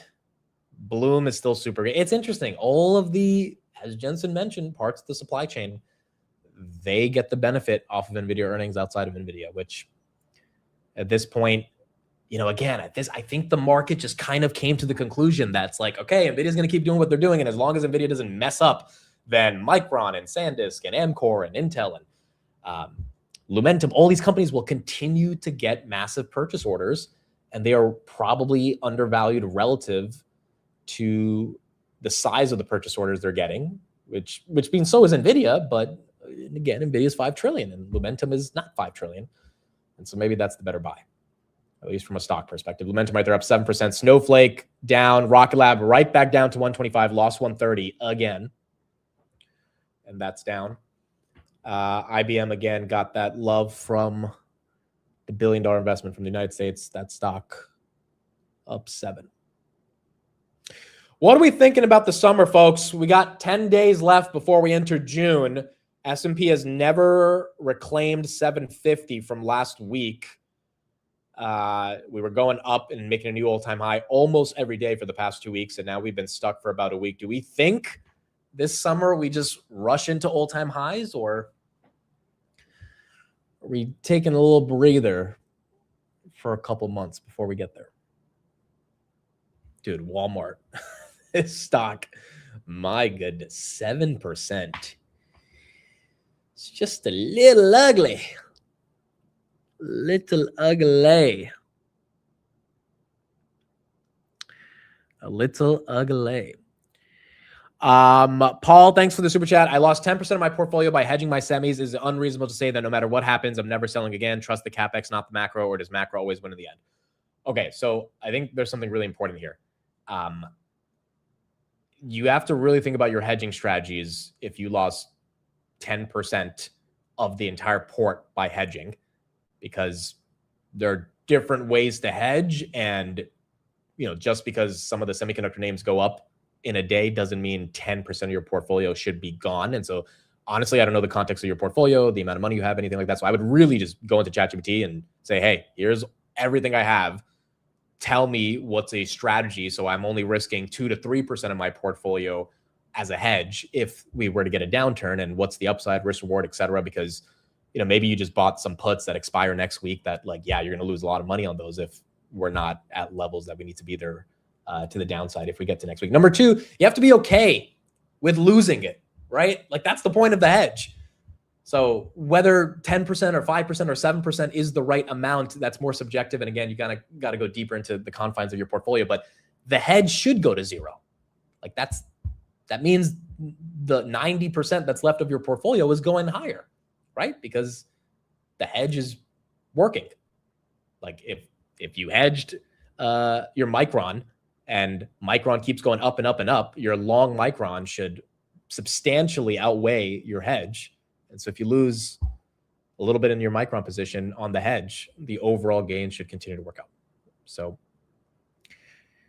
yeah, I just think, 10% might be a bit aggressive of the portfolio. You might not want to risk that much on the hedge, and that's where you just need some context on it. But the fact that you're losing on the hedge means that the rest of the portfolio should be working out really well. Nvidia loses 219, 218, as that one has now come down. What do you think about positions that continue to be an opportunity cost? I will say the same thing I've been saying for the past month. If it's too much of an opportunity cost, then you have to make the decision to find a better opportunity. If you're not DCAing or averaging down into your opportunity cost and believe that it's going to work out, so if you bought ServiceNow at 110 and you're not excited to buy it at 80 or 90 or 100 and making it a core position, then you got to get, this comes down to how much do you want to be in the position. It's very simple to me. It's not that complicated. Like, am I selling my Meta here? No. Is Meta an opportunity cost? Yeah, but I don't want to be out of Meta. I want to keep my Meta. I think it'll be fine long term. I'm not going to sell Meta and chase SanDisk right here. Like, I'm just not going to do that. I'm not going to buy Poet with my Meta, right? Like, I don't need to sleep at night knowing that I could wake up the next morning and Poet could be down 50%. Is it an annoying opportunity cost? Yeah, but like, you have to also ask yourself, what type of investor are you? What type of momentum trader are you? Like, I do a bunch of trades every day and I kind of get that out of my system doing different stuff. I'm trying to learn more about TA. I don't need to take in a very large position, which might be someone's SoFi or might be someone's ServiceNow or something, and just dump it into a semiconductor name that you think is going to go up and up and up. Because we saw over the past couple of days when Micron dumped to 650 or SanDisk was below 1300 or Poet went back to 7, like, it's not fun when it just dumps on you. And so, and then Rocket Lab's the big case study. This thing, if you thought it was an opportunity cost at 70, you literally missed a generational move, because it's very rare a stock moves 80% in less than 2 weeks. Like, that just doesn't happen. So if you lost your conviction on Rocket Lab, not because of the quality of the company, but because of the fact that it was an opportunity cost for 5 months, which means price action was the basis for losing conviction, like, obviously you would feel like shit if you sold it right before the massive run-up. So I really think you just have to ask yourself, how much do you care about being stuck? And if you've lost the thesis on a name, then it's okay to take a loss. Like, Berkshire Hathaway has taken losses before. Bill Ackman's taken, you're not like, you're not a horrible investor for taking a loss on a name that you've just lost the thesis on. But you have to lose the thesis, not because you see some random stock going up 10% in a day, which makes you lose the thesis. Because price action as the basis for losing a thesis is kind of the worst ways to get in or into a stock. Like Intuit, I know nothing about Intuit. I don't know if this is a buy today. But if you're in it at 400 and you lose the thesis because it fell down 20%, that's not losing a thesis. That's just being upset that it's down 20%. It's like, okay, welcome to investing. You're going to buy something that's going to go down 20% in a day sometimes. That happens when you pick individual stocks. But if the earnings made you lose the thesis, which I didn't look that deep into the earnings, but I don't think a triple beat necessarily is a reason to lose the thesis, then that's a different question. Nvidia, are we below 218? She's defending 218, but she's not losing it yet. Oracle, 188. Cash is not trash. That's also true. Cash is not trash. If you want to just have some cash, take some profits. It is not a crazy thing. Like, for example, for Rocket Lab, I have my Rocket Lab position that I bought like a year ago, early 2025. And then I have my trading position that I posted when I bought 1,100 shares at $67.11 back in, I think it was like April 5th or something. I want to sell those 1,100 shares. I'm kind of just waiting for the SpaceX IPO though. Like, I don't want to sell it here. I want to sell it when SpaceX goes public. But that core position that I have is going to stay. And then the position I bought back in April, I'm like, okay, let's see what happens. But I didn't sell that just because, it was doing nothing from April 5th to May 5th. It's just sitting there. Now, there's other positions that really haven't done anything, and it is what it is. And Rocket Lab's covering up some of the slack, like Meta, which, bought at 610, bought at 620, obviously not doing anything here. But I'm not selling that. I'm not going to. Palo Alto, another classic example. I mean, how many times did people say this name was dead CrowdStrike was dead. A CEO bought $10 million worth of stock. It fell 10% the next day back in March. Stock's at all-time highs. CrowdStrike, 650. I mean, like, a lot of these names have held up. Palantir, same thing, right? Bought the dip this year, but I bought the dip at like 125, 130. It hasn't really performed that well. Like, I'm not underwater on those dip buys, but it's also, you know, I could have used that money and not bought the dip on Palantir and bought something else and would have done even better. But I'm not getting rid of all my Palantir here to go chase something. Like, it is okay as long as you feel comfortable with what you bought. Google right here, 387 as well. How's your bot position? I do not own bot. In fact, I advocate to please be careful of this thing. This thing is just kind of stupid in my opinion, but nonetheless, you got people that are trading it. Spotify sees mid-teens revenue CAGR by 2030. Spotify is up 4% on that. Spotify has been down all year though. So this one's not really had any meaningful love. The US is now $39 trillion in debt, adding $5 billion a day since October.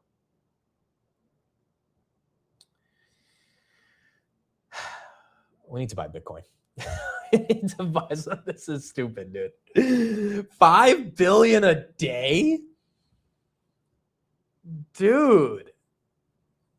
At this point, we're going to be 60 trillion in debt in the next 10 years. Like, it's going to happen. OPEC likely to agree oil output quota hike of 180,000 barrels per day at June 7 meeting. Is that helping oil right here? Oil's still up 3%. All right, folks, we'll get into some other headlines, but let's bring someone onto the show who can help break down a little bit of these NVIDIA earnings. Ladies and gentlemen, Mr. Jose. What's up, man? Good morning, man. Long time no see, right? Long time. You know, guys, before we went live yesterday for the NVIDIA stream, Jose was eating chocolate chip cookies from Chips Ahoy, and he was like, see, even what I eat have to do with chips. And I started dying, bro. Like, this guy bleeds the semiconductor chips. Oh, man. Chips Ahoy are the best cookies out there right now. Are they better than Oreos? I like them better than Oreos. I might have lost half my subscribers, but that's okay. I got to stand by truth. If you had a gun to my head, I would pick a chocolate chip cookie over an Oreo, but man, do I love Oreos. Like, Oreos are still legit. Okay, Jose, why is NVIDIA down? Why is this thing not pumping the way all the other semiconductor stocks are pumping? I mean, I just how I don't know. I wish I could give you an answer. I was going to try to think of something. I can't. I mean, we had massive amount of price target hikes, right? I think you posted earlier today on your X account, some even as crazy as like $500 by Bard, right? So we had a nice amount of upgrades. The stock had strong revenue growth. We're seeing, Tanner mentioned, right? We're seeing a massive acceleration in growth as well for the upcoming quarter. And there was nothing to be fearful of. I think at the end of the day, I mean, some people are going to say this is a $5 trillion company. It takes a little bit longer to move that, I guess. And then just the overall fear, is this the top, right? Is this the end? Even though Jensen continues to tell us that that's not the case, we still see crazy demand. I mean, we see yesterday Anthropic made a deal with SpaceX to get more compute from them. We also got reports today that Anthropic is even looking for more compute with Microsoft with their own AI chip. So that could be creating some fear, but I think the top level of everything is we just don't have enough chips, that Anthropic needs to go look for everybody who's making chips right now and trying to get more compute. Okay, so everything in the quarter was a green flag. Accelerated revenue growth again, margin 75%, incredible, up 14% year over year. Dividend increased. They didn't increase the dividend because they're not growing. They're continuing to accelerate growth even with the buybacks and dividend.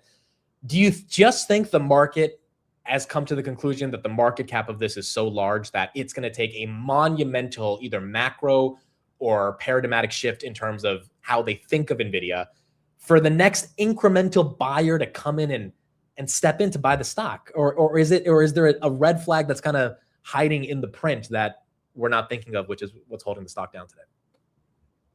I personally didn't see a red flag, but I could see a few things that maybe some investors might be worried about. I did see on X a lot of people kind of complain about the increase in shareholder returns. And they're saying, look, this is Nvidia kind of waving the flag saying that the growth story is over, right? You typically tend to see acceleration in dividend, acceleration in buyback when you believe you can't grow as quickly. My counter argument to that is research and development is still growing at massive levels, but it's like you're not going to throw $100 billion in research and development if you can't really produce something out of it. And it's not like Nvidia has ever done that, right? I think they're it's in the low billions of what they've done, and if that's how they're able to make that revenue, there's no point in just throwing money just to see what sticks. So I see that as a fear. Sometimes the market also just it takes some time for a reiteration in valuation. I mean, we saw it with Google, right? For Google, for a while, it was trading at sub 20 forward PE ratios, and I think now it's trading now in the north 20s. And I don't think there was a major catalyst for Google. It was just little improvements over time, just still solidifying that bullish sentiment for Google. I think we can probably expect similar to Nvidia in the upcoming year is as more solidification, hey, more CapEx growth, hey, more AI innovations, you're going to continue to see that forward PE valuation continue to creep up to its normal values.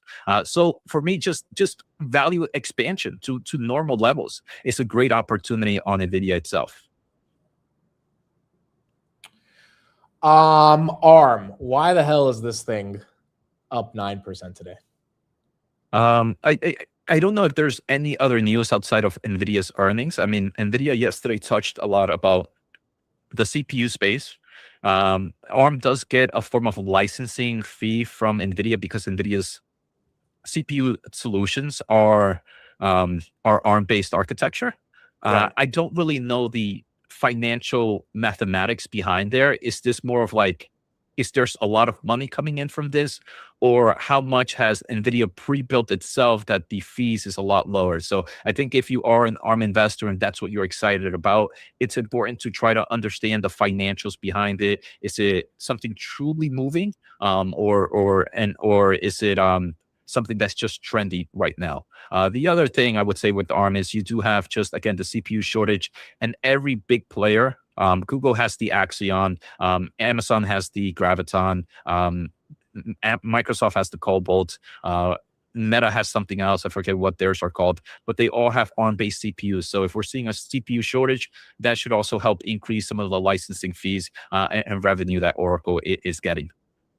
So when Jensen said Vera is going to do 20 billion of CPU sales, I want to know, is that like an appropriate number that the street should be happy about in regards to the amount of CPU demand that Jensen is showing? And B, that should be even more bullish for AMD, Intel, and ARM, just because he's validating how relevant CPUs are, right?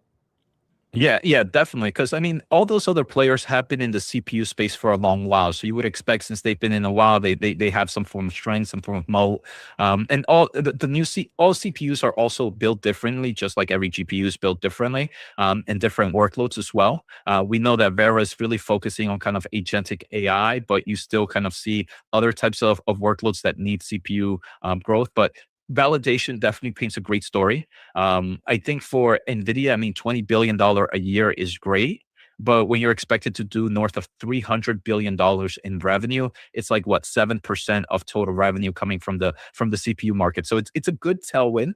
But probably, I guess, investors might have expected a bigger tailwind. I think 20 billion is great because it was just on the standalone. You have CPUs that are sold in the VR200, in the Blackwell 200, and all this, but he didn't account that in that number here.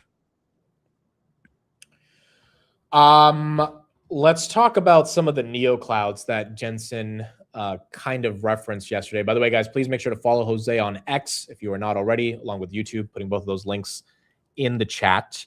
So yeah, Nebius making a move today. CoreWeave is not. Got one question here.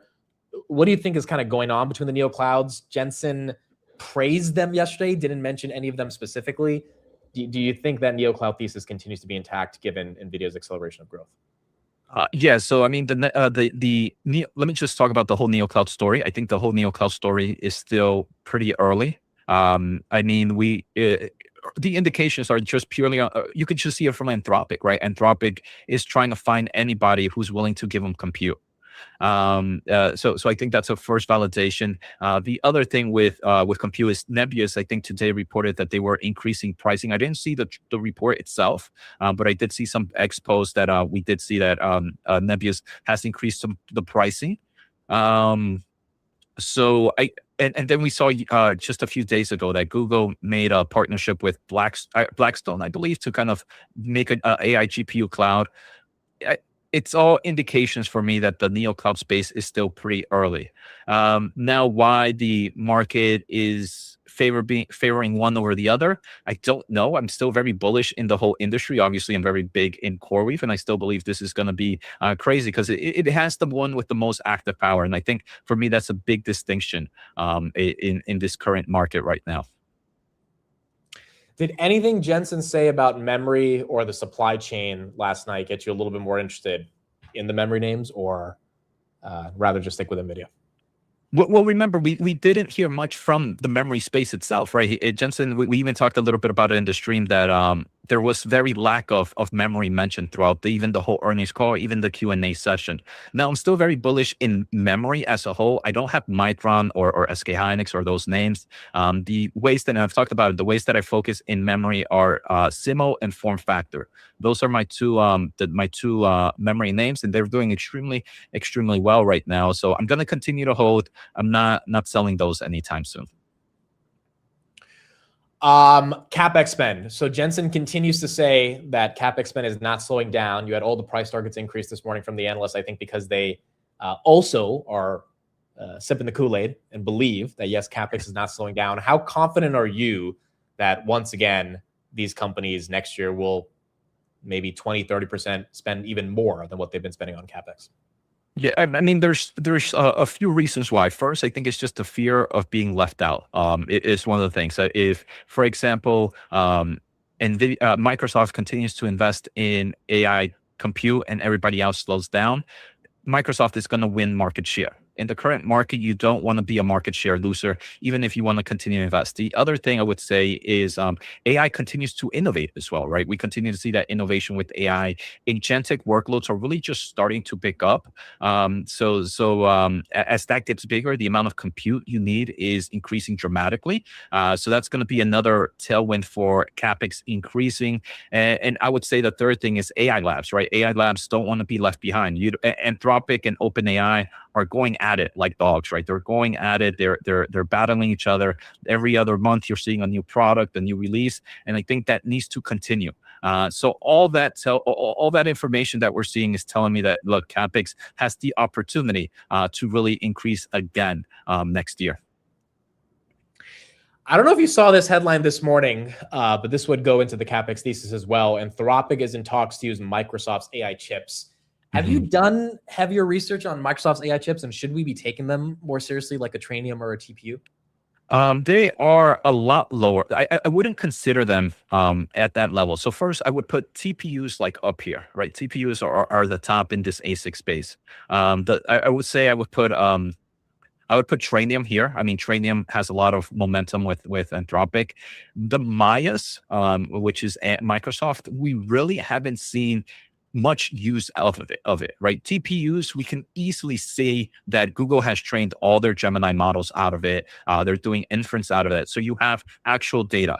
For Trainium, you have actual data that Anthropic has really used them for. Trainium 2 and Trainium 3 is using them for training and inference. With the Maya chips, we don't have any data that can give us, hey, look, this chip is really, really good. So based on that, I'm going to put it a lot lower on the list. But I do believe it just solidifies that thing that compute is just needed, right? It doesn't matter where you're coming from. I'm going to give something to my AMD bulls here. It could also signify that potentially Anthropic is, if they're looking for everywhere, right? They're looking for compute from Trainium, from TPUs. If they're looking at the Maya, why wouldn't they be looking at AMD's MI450 as well? So maybe July event, when we have AMD's event, will Anthropic be a big customer that comes in and says, look, we're working on multi-gigawatts here for AMD solutions?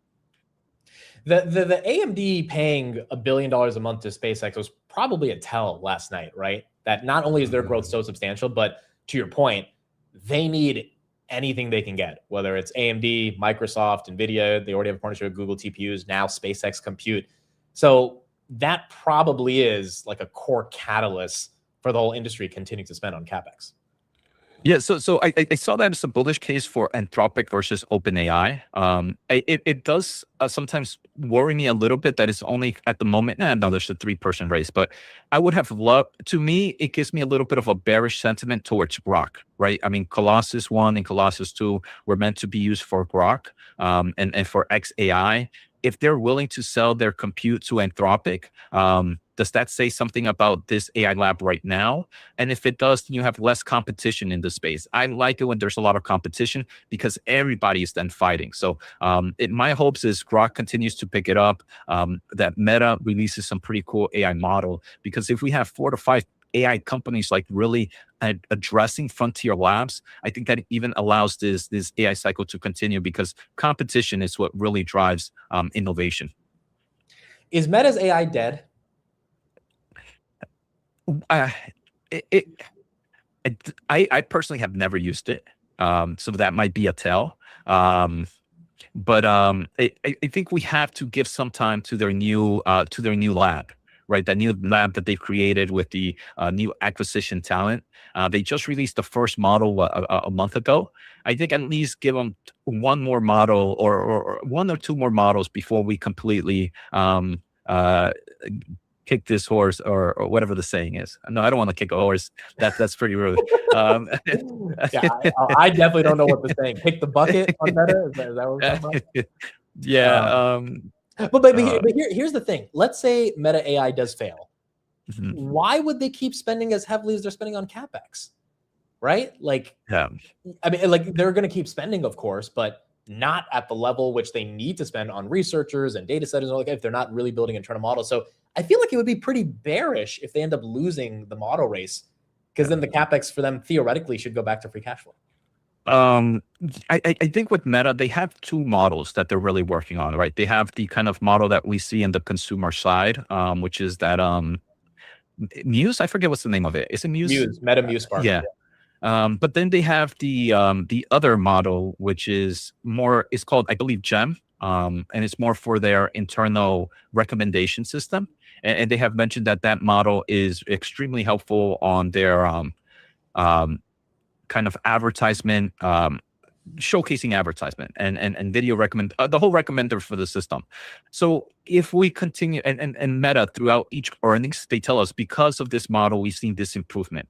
If they continue to see those improvements on recommender systems, if they continue to see improvements in increased price in ads, in ads being shown, then they're going to have a reason to continue to advertise, to spend in CapEx, because that's the real money for them. I do think most investors might think that their AI labs is eating a lot of money in AI compute and AI CapEx. But I think we got a clear answer. Maybe Mark can even give this answer directly, but I would say 70% of CapEx is still being used on their core revenue. It's not being used on these AI stories that, even though I would say 70% of the press focuses on. Right. Yeah, and if that's the case, then obviously if the core business keeps growing, then the CapEx should be growing with that as well. Yeah.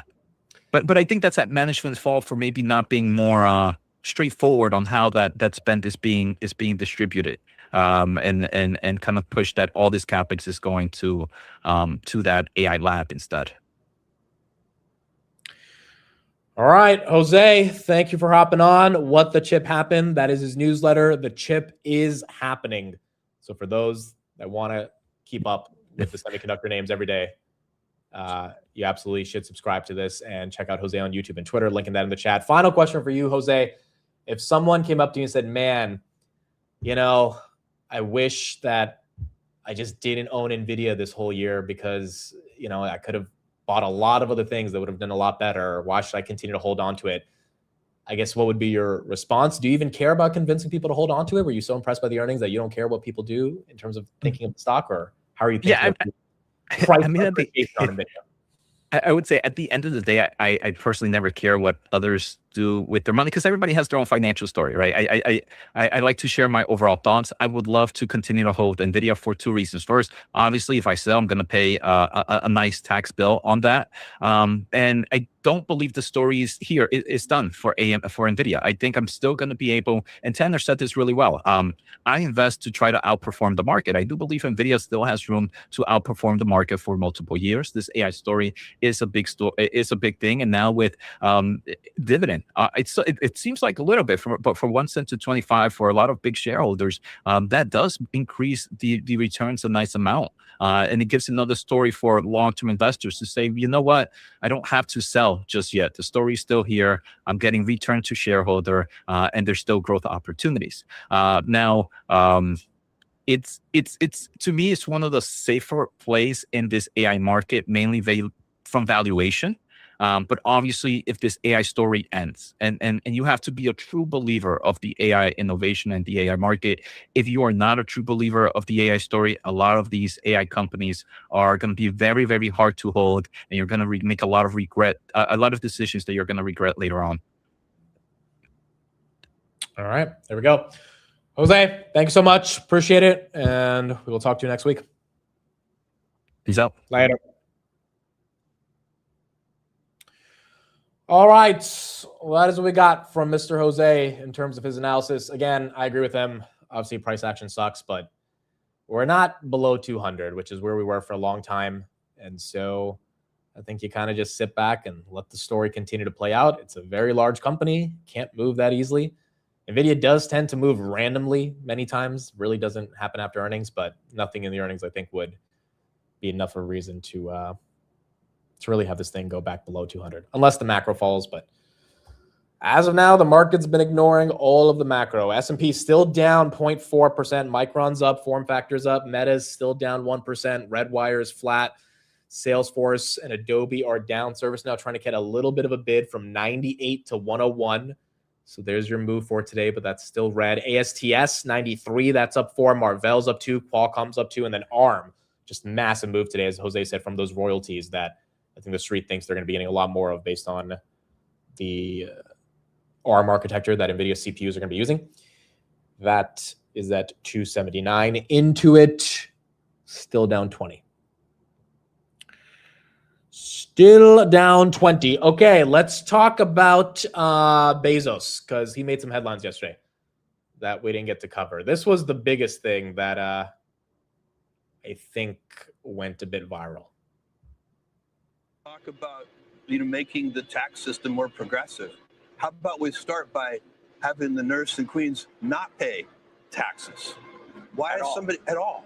Why is a nurse in Queens who makes $75,000 a year paying more than $1,000 a month in taxes? That's $1,000 a month that could help with rent or groceries or anything. And so, and by the way, do you know what that all adds up to? The bottom half of income earners in this country pay only 3% of the taxes. So, it's only 3%. We can find 3%. So we don't have, it's a small amount of money for the government, that. And really, and the more I thought about it, to me, it's kind of absurd that we're doing this. We shouldn't be asking this nurse in Queens to send money to Washington. They should be sending her an apology. It really makes no sense. And then here's what Bezos said about AI and jobs. I think they're deeply fearful and worried about whether they're going to have a job. Yeah, well, and the reason they're afraid of that is because all these smart people keep saying that. So there are so many smart people, and they are smart, and they are saying, oh my God, there are going to be no more radiologists because, AI can read X-rays better than a radiologist can, and there are going to be no more software engineers because AI can program better than a software engineer can. These people are wrong. So what's really going to happen is that it's going to elevate all of these people. And I think they're deeply fearful and worried. Okay, so two things that Bezos made. Number one is the job argument, which is that jobs are going to be plentiful because we're going to have more productivity from the jobs that we get or from the technology via AI that we bring to jobs. I think you either agree or disagree on that. I don't know where I stand on that because like I want to agree. I think it makes sense. But then you also just look at Amazon that fired 30,000 people last December. And then Meta firing 8,000 people. Like a lot of it seems to be a bit more rooted in, hey, we probably don't need these many people because of automation. And so I know all the billionaires are telling us everyone will keep their jobs. I don't know if it's the easiest thing to necessarily believe. Number two, on the taxes point, I think he's got a hell of an argument. Like, his bigger point was we have a spending problem, not a revenue problem. Like there's a lot of money in the United States. We can collect a lot of money. The problem is we spend it all away. And when we spend it all away on stuff that quite frankly is useless, we end up racking up all this national debt. So I tend to be a bit more sympathetic to the argument here that a single mom working as a nurse, paying another $5,000-6,000 to the government when business owners can write off as much as they want because they're theoretically, bringing the economy forward, is kind of just stupid. Now, that doesn't mean you necessarily punish the business owners, but that does mean that that person who is paying $5,000 in federal taxes, like you don't need to collect that extra $5,000 from them because that probably could make a substantial impact in their own life. So, again, taxes are always a hotly debated topic, but I think the more important thing outside of the argument for what Bezos was making, like if you look at the substance of the argument, I think the reason he made that argument is because he's trying to shift the blame off of him as this massive billionaire who doesn't pay taxes, even though he does pay a lot of taxes, to the government. It was really strategic from his part, from a PR perspective yesterday, to be like, hey, why is this single mom who works as a nurse paying taxes? Like, it's only contributing to 3% of the entire tax revenue. Like, there's no reason these people should be paying their taxes. And I think that did get a lot of people to see him in a more positive light because he was being sympathetic towards the lower end of the economy versus focusing on why he is not paying more taxes in and of itself, which is obviously what the sort of liberal progressive, argument would be, that Bezos should be paying a lot more in taxes. And so, he doesn't want to be paying more taxes either. He was pretty clear that if you doubled my taxes, that a teacher in Queens wouldn't necessarily be benefiting that much. But he also doesn't think that teacher in Queens who's struggling should be paying that much more in taxes. So I thought it was a very strategic form of communication that he went down in that interview. But I also think he said it because he knows the government's never going to actually change the law to help the bottom 3%. Like, that's just, this country is really rooted towards, if you have a business, you have a lot more benefits. If you are W-2, you have to pay Uncle Sam. And it doesn't look like, that's going to be changing anytime soon. Matt says, can you send any single mom nurses my IG? Matt, I hope you had a good birthday. I think he's back in the States. And we'll get Matt on the show soon. Matt, if you're free on Friday, we got to get you on. Even today, dude, if you're free after hours, we'd love to have you on and we can chop it up about Rocket Lab. Because ever since you left, the stock has just been completely re-rated. 130 right here, down about 3.4%, but still at 130. Here's the quantum coverage today as all those stocks are moving up based on the United States investment. $100 million grants are between 10 to 20 times above the 30-day average, and the options flows skew strongly bullish, with calls outpacing puts by 7, 8, 10 times in some of these names. The most popular trade is Rigetti, up 24% today, with 146,000 options traded and almost 3 times as many calls bought compared to puts.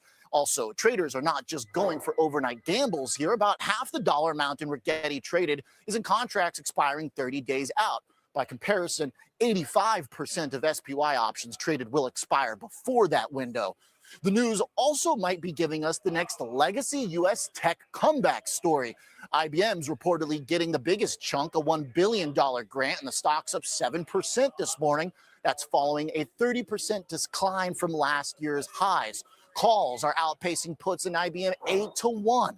The most popular contract by volume is the in-the-money 240 strike expiring Friday, but the biggest trade by dollar amount was a $3 million purchase of more than 500 260 strike calls expiring in DC 2028. a long shot that needs the stock to rally another 30% between now and then. Oliver, thank you. Interesting to watch that action. None of it, Oliver, none of it started prior to the news, right? This is all stuff that happened after the news. This is, I think, lingering from last year, David. These stocks have been waiting for something. So today, yes, the action is immediate and responsive to this. By the way, guys, I might add that a lot of these companies are right next door. The Chicago South Side Quantum Center that's being built. IBM just announced 750 jobs there. All right, Oliver Rennick at... He is right about that. May in 2025 is when the initial Wall Street Journal article came out that the United States would be investing in quantum. And really nothing happened for like a year. And now they're officially investing. Now, D-Wave's still down a lot from its highs. A lot of these names, you know, they peaked in November of 2025. So D-Wave was at 46. Now it's at 24, but it fell all the way to like 11. So obviously it's made a massive move since then. IONQ peaked at 84, fell to 25, now at 58. Rigetti peaked at 58, fell to 12, now at 20. So they are still substantially lower from their levels if you bought in December or November of last year. But, you know, they are catching the bid on a day like this. Okay, what else do we got? So the quantum names are making a move. ServiceNow trying to make a move. Meta is Meta, a little bit above 600. Let's do a poll on who's buying the SpaceX IPO. We went through the numbers again today. You know, it continues to feel like the street is going to be very excited for it. Oh, Michael Saylor is on. Let's take a little bit of a listen to him describing why Bitcoin should be coming back. You have to leave that theoretically in for your successors to orchestrate. So talk about the credit side of things, and you've talked about it here before, and my eyes kind of glaze over, but I'm getting it a little bit. But well, you know, Wall Street firms have been creating structured products forever. They take a big stack of S&P securities and they strip the downside. They give you part of the upside. They sell it to high net worth individuals that would like upside with downside protection. What we've done is taken a capital asset, Bitcoin, and we're converting that capital or those capital gains into credit dividends. So we think Bitcoin's going up more than the S&P index over time. We expect 30%, but it doesn't matter if it's 10 or 20%. We can pay 11.5% dividend on a preferred stock, a credit dividend, because that represents a fraction of the long-term capital gain that we're expecting. And so if you're disciplined about the way that you convert a capital gain into a credit dividend, the capital gain is unrealized, the credit dividend becomes a return of capital and is tax deferred. So digital credit is really synthetic yield, where we're extracting the first 11.5% of our expected capital appreciation of Bitcoin. We're remitting it to the credit investors via an over-collateralized preferred stock. If you've got money you don't need, or you need it in the next 4 years, you either put it in a money market, and you get 3.5% taxable, or you put it in digital credit, you get 11.5% tax deferred. So if you're a crypto believer and you have working capital, you want to buy digital credit because you get paid 4 times as much after tax. So again, that's been the thesis on STRC. It actually was one of the #1 assets that was bought on Robinhood last month, STRC. So there are a lot of people buying into this thesis of getting the yield, 11.5%. And, you know, it's a lot higher of a yield than buying a treasury. Jensen's back on CNBC. He's talking about data centers in space. Let's see what he has to say about this one right now. Nvidia is already in space. Hopper is already in space. Vera Rubin's on its way to space. And so, you know, I think the ability to deploy data centers in space is a known ability. The question is, how do we scale that up? And so there's a fair amount of engineering and a fair amount of science that we still have to do to scale it up. As far as I could see right now, there are no physical limits. There's no laws of physics limitation. There are a lot of technical challenges. Some things are way easier. Some things are way harder, of course. But one of the things that's really terrific is that the amount of energy that we'll have in space is, you know, basically practically infinite. And so So I think that that's a very big plus and a really great motivator and a reason to really endeavor to put data centers out in space. But we have 4 or 5 partners working with us in putting satellites out in space. Is this like a 3-year story, 10-year story? Any sense of it? Well, we're already there now. And so the question is, we have the ability, we have to do the engineering, and then we have to scale it up. I think for the next 10 years, it's a fairly fair certainty that the vast majority of the world's data centers will be here terrestrially.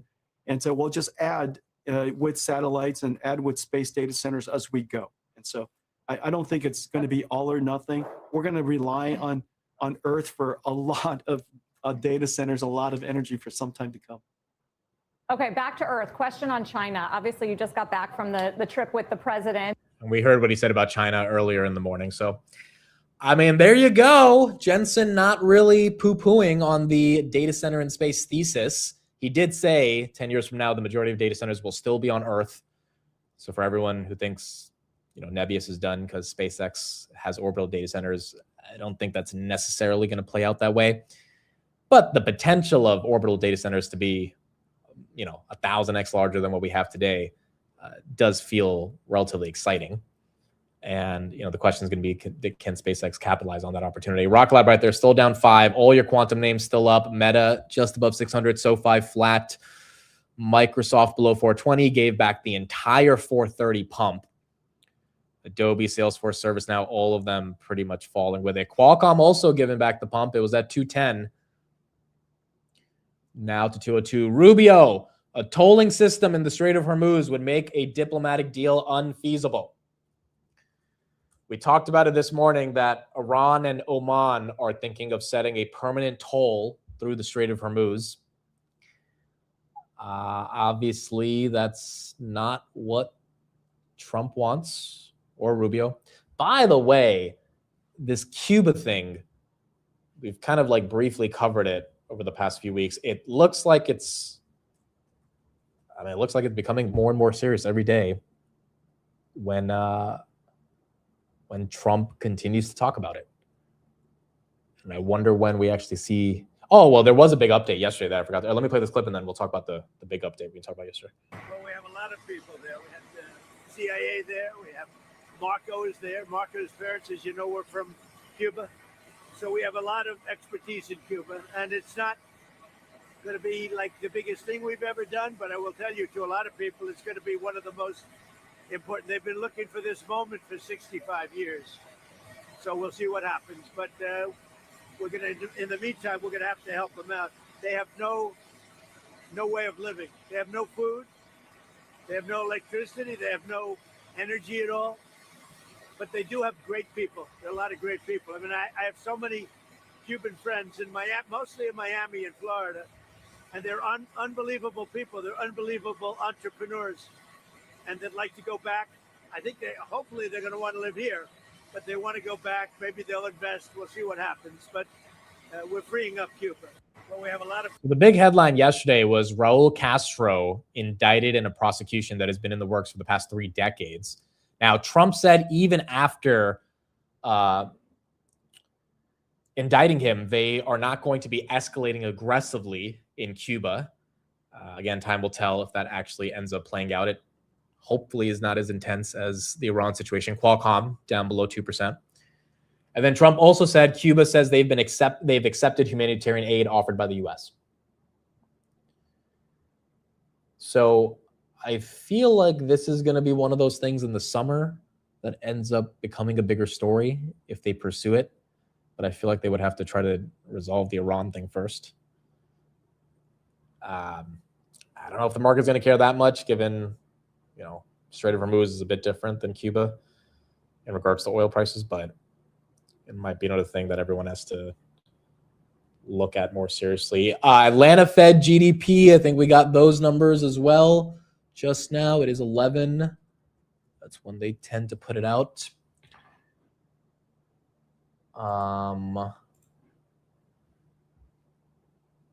Q2 GDP steady at 4.3%, as per the Atlanta Fed. Expectations were 4%.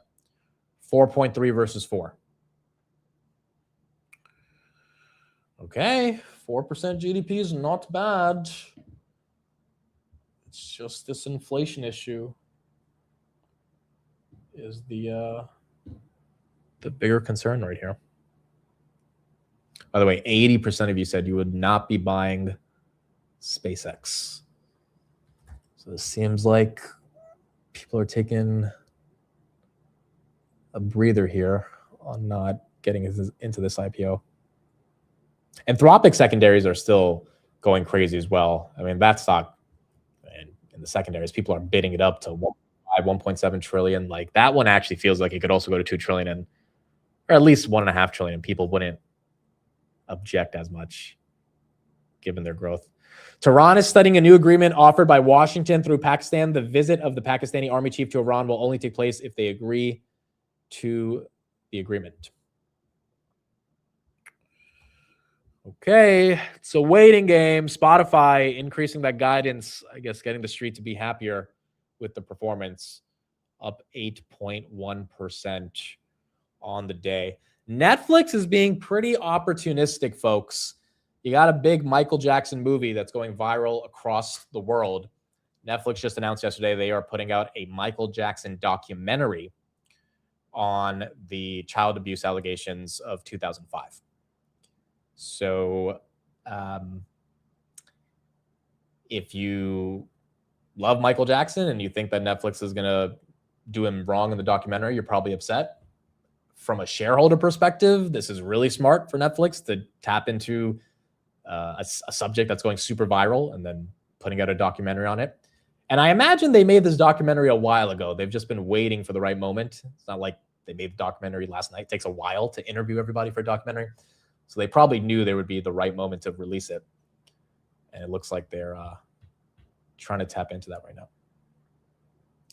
Amit, have you listened to a full MJ album? Okay, that's disrespectful. Okay, you guys can disrespect me on movies. You can say I don't know pop culture. I know Michael Jackson. I spent at least 5 years, probably from like 11 to 16. I had a real Michael Jackson phase. Like when he died in 2009, it really affected me. And I had never listened to his music before he died. So his death was kind of the introduction to his music to me. So yes, I've listened to plenty of Michael Jackson. I've been listening to more of it now just because, you know, he's in the news, and like the Dangerous album, still so underrated in my opinion. Like I'm obviously a pretty big Michael Jackson fan. So I will be tuning into that documentary. They're going to get my attention on it. But, you know, Netflix just needs a lot more of these things to obviously grow subscribers because last quarter kind of sucked. Okay, Moonwalk. First of all, some of you OGs know who've been watching the channel. I performed Billie Jean in middle school. I had the white glove. I lip synced. Like when I say I had a Michael Jackson face, I'm not kidding around. I'm not kidding. I lip synced Billie Jean at my school's talent show in 6th grade and in 7th grade. And I won first place in 7th grade, by the way. So I have the video of me moonwalking. Lips. I don't know if I'm ready to show that to the internet yet. Like I don't know if I'm ready to show that to you guys. I think we got to get a little closer before I show that. But I had a real Michael Jackson face. Like I don't think you guys understand how obsessed I was with his music. So this movie and, you know, everyone talking about him again is bringing back a lot of nostalgia for me because like I was a really big MJ fan. I still am. It's kind of sad, dude, how he died. Like now I'm just thinking he was about to go on tour in 2009. 2 weeks before his first concert, he died. You know, it's so sad when you think about how it ended up happening. But yes, I have the MJ face. Is the market open on Monday? The market is not open on Monday. The market is not open on Monday. We have Memorial Day. So is it Memorial Day? No, it is. Yeah, Memorial Day. Yeah, so the market will not be open on Monday. However, we interviewed 2 CEOs yesterday for Basis Points. The first one will be dropping Friday. The second one will drop on Monday. So at least you'll have that pod to watch on Monday for those that are interested. But the other pod we'll put out tomorrow. Rubio, we'll talk about issues of force posturing at NATO. Rubio, we're very upset with NATO allies over Iran. Rubio, interim Venezuelan president, will be traveling to India next week. Okay. Looks like Rubio, once again, is trying to say we might get this deal. Trump is not live for those that are asking. Oh, Rubio is live, though. Let's go to him. There he is. Let's see what Rubio's saying. On what? On NATO. There are some reports that the US is going to say this week that it will reduce its contribution to the NATO force model to shrink the number of forces available in a crisis. Well, that wouldn't, first of all, any changes to our posture in NATO would not be for me to announce. That's something that the president and the Department of War would do. This is a foreign ministers meeting. We'll talk about some of those issues. I don't think anyone is shocked to know that the United States and the president in particular is very disappointed at NATO right now and what it has meant. Understand that I've been a strong supporter of NATO my entire career. I've defended it. I believe it's important. I believe it's important. But the number one thing I used to tell people was the reason why NATO is good for America, because that's the question. Anytime you join anything, you have number one answer has to be, why is this good for America? The reason why NATO is good for America, I know why NATO is good for Europe, but why is NATO good for America? Because it gives us bases in the region that allow us to project power during a contingency in the Middle East or somewhere else. So when that is the key rationale for why you're in NATO, and then you have countries like Spain denying us the use of these bases, well, then why are you in NATO? That's a very fair question. Now, in fairness, other countries in NATO have been very helpful. But we need to discuss that. That needs to be addressed. And that's what I hope to address and to set the table for the leaders meeting, which will be happening in Turkey, I think next month, if I'm not mistaken, in July. Does the administration still believe that your NATO allies are cowards? That what? Does the administration still believe that your NATO allies are cowards? Well, the president's been very disappointed. Understand that there are many countries in NATO that agree with us that Iran can't have a nuclear weapon, that Iran is a threat to the world. So the president said, fine, I'm going to do something about it. He's not asking them to commit troops. He's not asking them to send their fighter jets in, but they refuse to do anything. So I think the president looks at that and says, hold on a second. If all these countries around the world agree with us that Iran can't have a nuclear weapon, that this regime is a threat to world peace and security, that already have missiles that can reach Europe. They don't have missiles that can reach America yet, but they have missiles that can reach Europe. We're actually step forward and do something about it, and everyone goes into hiding. Yeah, I think we're very upset about that. The president has made that very clear. What can the U.S. do for India? India has been deeply affected by the energy supply, the shutting of the Strait of Hormuz. Can the U.S. provide more energy itself, or what else can the U.S. do with that? Well, we want to sell them as much energy as they'll buy. And obviously, you've seen, I think we're at historic levels of U.S. production and U.S. export. We want to be able to do more. All right. So that's some of the main stuff we're getting from Rubio. Once again, the Iran stuff, no one can really take it seriously. What exactly is happening? We don't know. We're not going to know probably for a while until we officially get the deal. But at this point, I don't know how much the market is going to actually care. Like, these numbers that we got from Nvidia are just so unbelievable. Unless the Iran thing escalates and oil spikes, I think if it at least doesn't escalate and oil stays at 100, the market is normalized $100 oil. And until the market decides not to, then they're pricing in that oil will come down, and they don't have to be worried about it. 10-year at 4.6, yeah, that's scary, but the market doesn't care. As long as the market doesn't care, and maybe the breaking point is 4.9% instead of 4.6%. Last year, 4.6, 4.7 was the breaking point. So at this point, I don't think there's enough of a reason for people that are invested in stocks, retail and institutional. Like, they've looked at all the reasons for why they would sell, and they haven't found a good enough reason. In fact, they found a reason to lever up and go in even deeper. And as a result of that, you just have a constant bid that's stuck on this market. Normalizing $100 a barrel and saying, I agree with you, it is pretty crazy. But I mean, if price action is the basis for how we contextualize if something's normalized or not, which, you know, we've been at this level for almost 3 weeks now. It's not like it's been a couple of days. Then I guess at this point, unless it surprises us in a few months with just crazier inflation than expected, which, yeah, that's something we can't ignore. I wonder if we even get 8% inflation if CapEx is going to slow down. Because if it's not, you know, then maybe this doesn't matter. Are we allowed to sell stocks? Yes, you are. You are allowed to press one button and pay a bunch of taxes. Is it possible oil spikes on Monday when the market closed? I mean, on Memorial Day, anything could happen, but it really would be up to Trump and whatever he announces. But look, even every time it spikes, futures go down, and then we see a reversal within a couple of days, if not a couple of hours. It's happened It's happened almost 20 times since April, to be honest. So I think this is so far the new normal. SanDisk right there, 1482. I mean, we had what, 4 red days in a row going into NVIDIA earnings.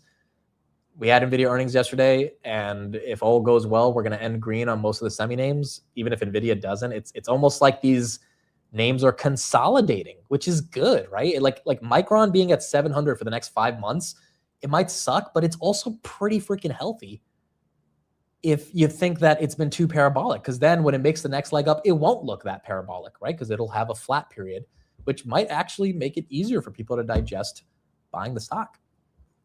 ASTS, look at that, 7% up, 96. That one making its move after the SpaceX S1 came out. So maybe that consolidation is not that bad. Did you watch the Tesla Model S and X delivery event? I saw clips of it. I showed a clip of it in the morning, but I did not watch the whole thing. I don't know why ABCL's up. They had a good earnings. I didn't see any big headline on this, but this one right here up 15%. What do you think about fuel cell? I still have to look into this one. I think it's getting a little bit of a pump today. 2420 up 20%. I mean, this was down 20% on Tuesday, right? So a lot of these names, just please remember when they go up 20% and they're super small, they can also go down 20%. So if I buy fuel cell up 20% on the day, I just have to be ready for it. Just like T1 Energy, you had to be ready for it going right back down from where it came from and feel excited to buy the dip if it happens, given it's such a small name. But fuel cell, I've done a very preliminary amount of due diligence on them. I think this weekend we'll try to have a deeper understanding. I know they get compared to Bloom. Bloom's obviously in a different league in terms of the deals and partnerships they've signed. But you've got a lot of people saying that Leopold's stake in T1 is his second version of Bloom, given he bought Bloom at a similar market cap. And so both of these, I think, do require some more due diligence. What's your opinion on Intuit? I don't know. I don't think it should be down 20%, but in this day and age, when Anthropic is growing the way that it's growing, it's like this type of growth is not even impressive to the street anymore. That's the thing. It's not impressive. The market's like, oh, cool, grew 10%, 15%. Like Anthropic's doing all your revenue times 1,000 every other month. And so it's like, where's the liquidity going to go? It's going to go to the players that are helping Anthropic get that type of revenue growth. It's not going to go to these boring TurboTax software applications. Like that's just what we've seen all year. Same thing with Adobe, ServiceNow, Salesforce. Not to say those companies aren't deserving of a bid. They absolutely are, but it's just not enough right now, I think, to get the street to care.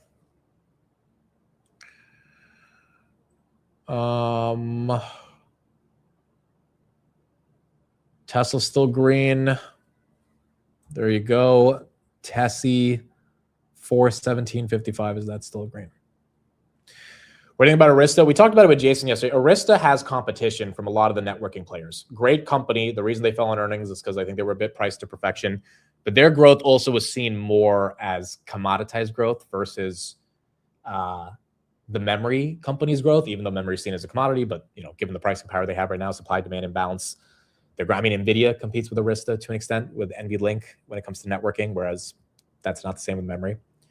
So I think if you're going to take a shot at it, it would be now, right? It's down like 20% from it was at 170. It's at 145. If you like the thesis, then although it is still up 10% this year, 24% the past 6 months, I mean, it really has held on to 135 all year. Even through March, the lowest it got to was 125. Then it bounced right back. So this 135 to 140 range is probably more important than not. White House has canceled its ceremony for Trump to sign a new executive order. The White House did not immediately respond to requests for comment. Major tech and AI CEOs had been invited to attend the ceremony this afternoon. Interesting. Maybe Trump had something to do, I guess. 145 on Arista. Apple continuing to make its move as well. What do you think about nuclear? I think nuclear has a thesis, but once again, it's just going to take a while for it to play out. Like setting up a small modular reactor doesn't happen overnight. That's why, Oklo still doesn't have any revenue. but obviously it's important. It's because of the war. Why would he delay the executive order? Because of the war. Unless he's getting ready to attack Iran later today and he can't worry about signing an executive order. Which he just said yesterday that they're going to delay the attacks for as long as they need to because of the Middle East.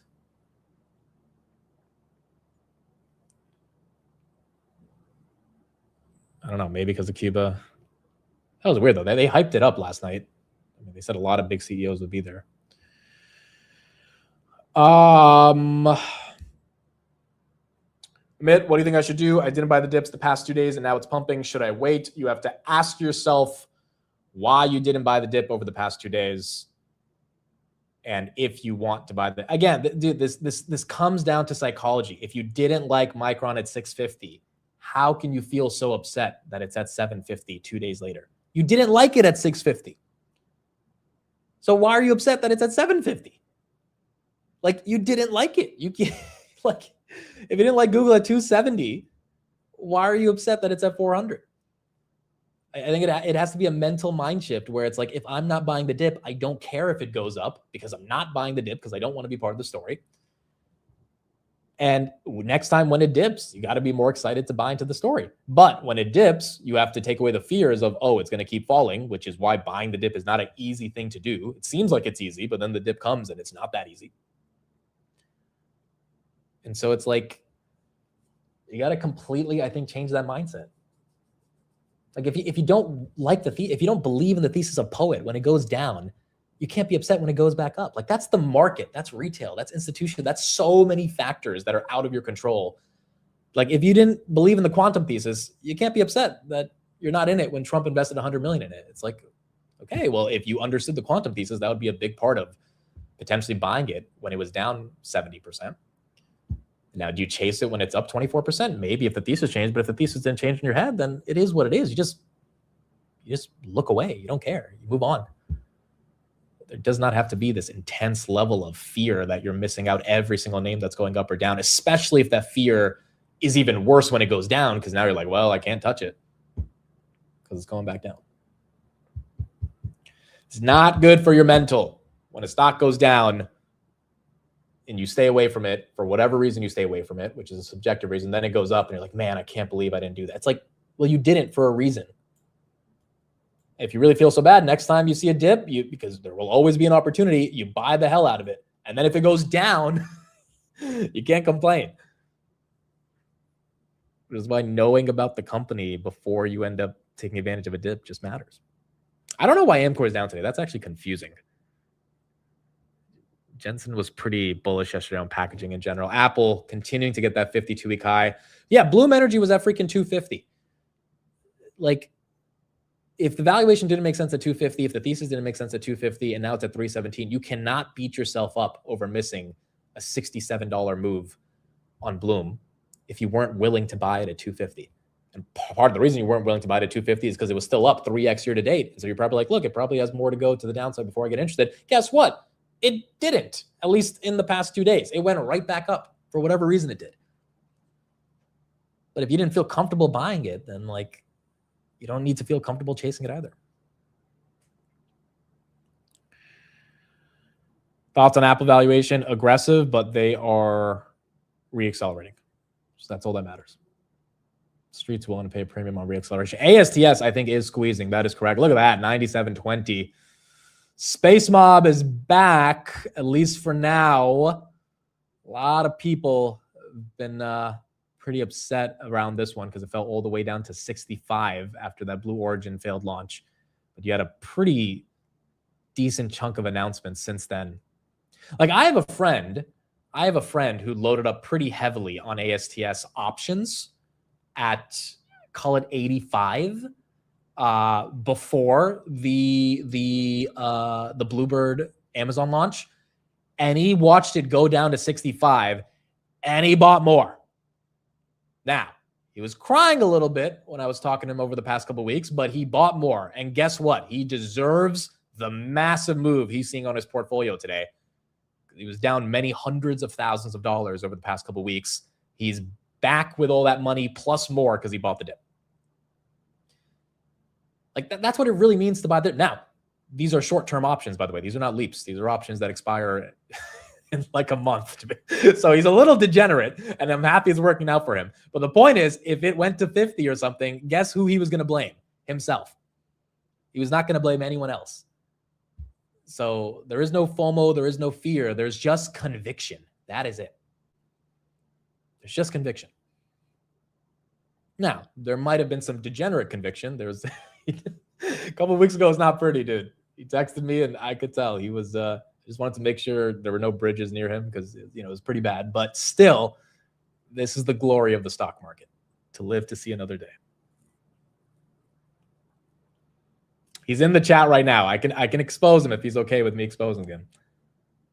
But he's lived to see the day.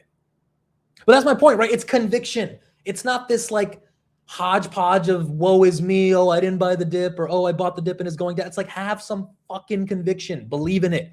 Either believe in it or you don't. If you believe in it, then shut the hell up when it's going down and wait. And if you do believe in it, then let it happen. But just being scared all the time of these things going up or down or feeling so like sorry for yourself. It's like, no, have some fucking conviction on what you buy or what you sell. And it is what it is. That's it. That is it. Okay, he said yes. It is Irwin. It is indeed Irwin. For those that don't know Irwin, you guys probably know him. He was at the New York meetup. I've talked about him before. OG Rock Lab shareholder, $6-7. Like, obviously, Rock Lab has done incredible for him. And he chose to be part of the space mob 3 weeks ago. He has never touched the stock before then. And he went in with some pretty short-dated options. And, theta hurts on those options. ASTS went down a lot. ASTS is back today. And he bought the dip. Conviction. Now, I'm showing the good side of that story. The bad side of that story when ASTS was 65 is he was down a lot of money. But he didn't care because he had conviction. He's not crying about it. He's not blaming anybody. He has conviction. If you have conviction on ServiceNow, you have your conviction. It is what, don't let anyone tell you something different. You can look at different perspectives and ideas, but it is what it is. If you have conviction on SoFi and it's not moving, just believe in your conviction. And it's tough. That's why making money in the market is not easy, right? Like holding Palantir through $6 for 2 years was not easy. But there's something called conviction. For all the people that are stuck in ABCL that bought it at $3-4 thinking something would happen. I mean, now it's up 15% on a day. You had conviction. Boom, it's moving. It could go down 15% a day as well. Just like Palantir went down from 200. But did your thesis change or not? Nebius, epitome of conviction this year. Rocket Lab, epitome of conviction. Meta is testing a lot of conviction right now. From my understanding in the stock market, you buy low and sell high. And for those that are reaping the benefits of Nebius, they bought it when it went low, when it collapsed from 140 to 80. That's more than a 50% drawdown. And you stuck with the name, and now look what's happening. I didn't have that much conviction on Nebius. I don't deserve that many of the gains. I had some conviction, not enough to ride it down that deep. And so you get what you deserve in the market. Bitcoin got a lot of people orange-pilled. Conviction has not played out for the past year. You decide to lose conviction or keep conviction, but the point is, it's your decision at the end of the day. Wow, Hyperliquid continuing to move even higher at 61 right here. Cactus says, I personally feel attacked. I just feel like every day someone's complaining about a stock they bought or they didn't buy, opportunity cost, this, that. It's not the type of bull market where everything's going up. So everyone has their own complaints about how they're feeling about certain types of names. And at some point, it's like, dude, either sell everything and go chase everything that's working. Go buy Bloom at 312. Go buy Micron at 750. Go buy AMD at 460. Like, just get out of all your losers and just stop complaining and get into the names that are working. And then see if they continue to work enough for you to get a return, or don't complain because you're staying. Because if you can't stomach buying a Nebius at 230 or a Bloom at 312, which I think most people can't, it's not easy or a SanDisk after it 50x, if you can't stomach that shit, then your mental health matters so much more than like the ability to see this massive gain. Especially if that takes time. I'm still holding Take-Two. My thesis is GTA. Yeah, and look, I mean, that might end up taking time because I don't know when that thing's coming out. But the point is, if that's your thesis, that is your thesis. Let's go to the stock draft, by the way. Matt is absolutely going to destroy everybody. 61% now. Look, even Upseller, I forgot he owns that. He's up 67% on that. I'm at 56. Steve's at 38. He's up 5x on Micron. Tanner's at 9. And then Chris is at 26. There you go. Yeah, same thing with the Grab. Again, my conviction there is strong. If my conviction changes, I will let people know. And I'm not afraid of being like, yeah, my conviction changed. I'm selling here and I'm putting the money somewhere else. My conviction hasn't changed. There's nothing to talk about every day on this stock or on SoFi or on Palantir or quite frankly on Robinhood because they're not moving and the thematics of the year that they had last year, really for the past 2 years, is not on their side. There's a big thing happening if people haven't noticed. It's called AI and semiconductors. That doesn't mean you give up on the story if you still have conviction. But that also doesn't mean you complain about it. If you complain about it, sell the fucking stock. Like, get out of it. If you're complaining about SoFi all day, get the hell out. Move on. Like this idea of complaining about a stock every single day because it's not moving, like, okay, get into the thing that's moving then. But, you know, don't try to convince people that are still holding their conviction and don't really care if the stock's not moving because they know eventually there might be a move to be upset at them. And if eventually they want to change their conviction, they'll change their freaking conviction. But until then, like, you have to make your own decisions here. Yes, we're ranting today, but I think the rant today is worth it. Because every day people are like, well, SoFi's done. It's like, okay, so then what are you going to do about it? Because complaining doesn't really get shit done.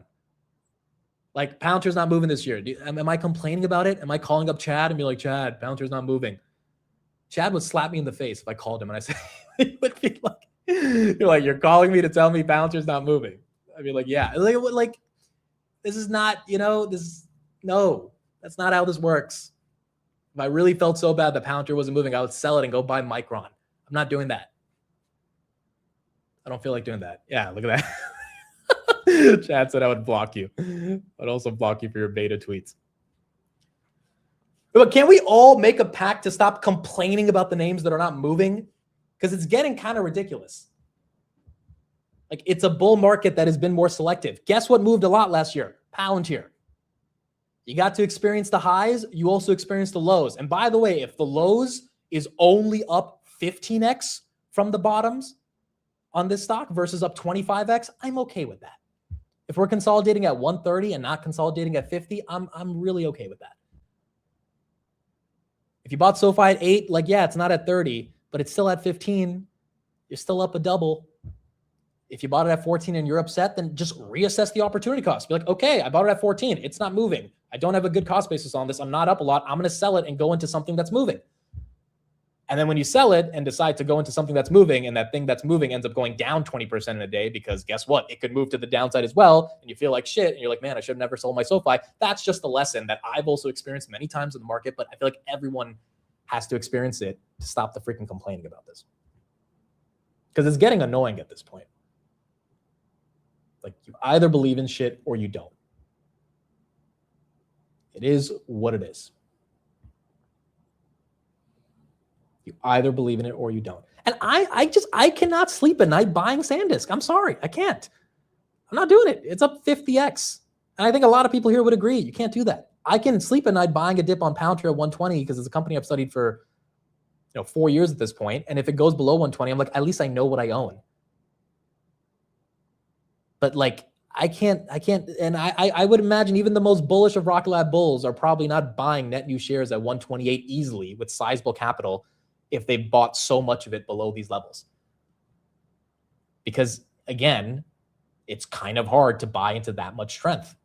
And yeah, Rocket Lab's moving now. Do I sell all my losers to get into Rocket Lab at 128? It's like, maybe. Then it goes down to 100. And it's like, oh, wait, why did I do that? Or worse, you sold Rocket Lab at 70 before it made that move. Like, everyone has to live with their own decision. If Palantir ends up moving towards the end of the year back up to 180, 190, And you got out of it because you're like, oh, it was doing a normal thing called consolidating after a massive move from the lows.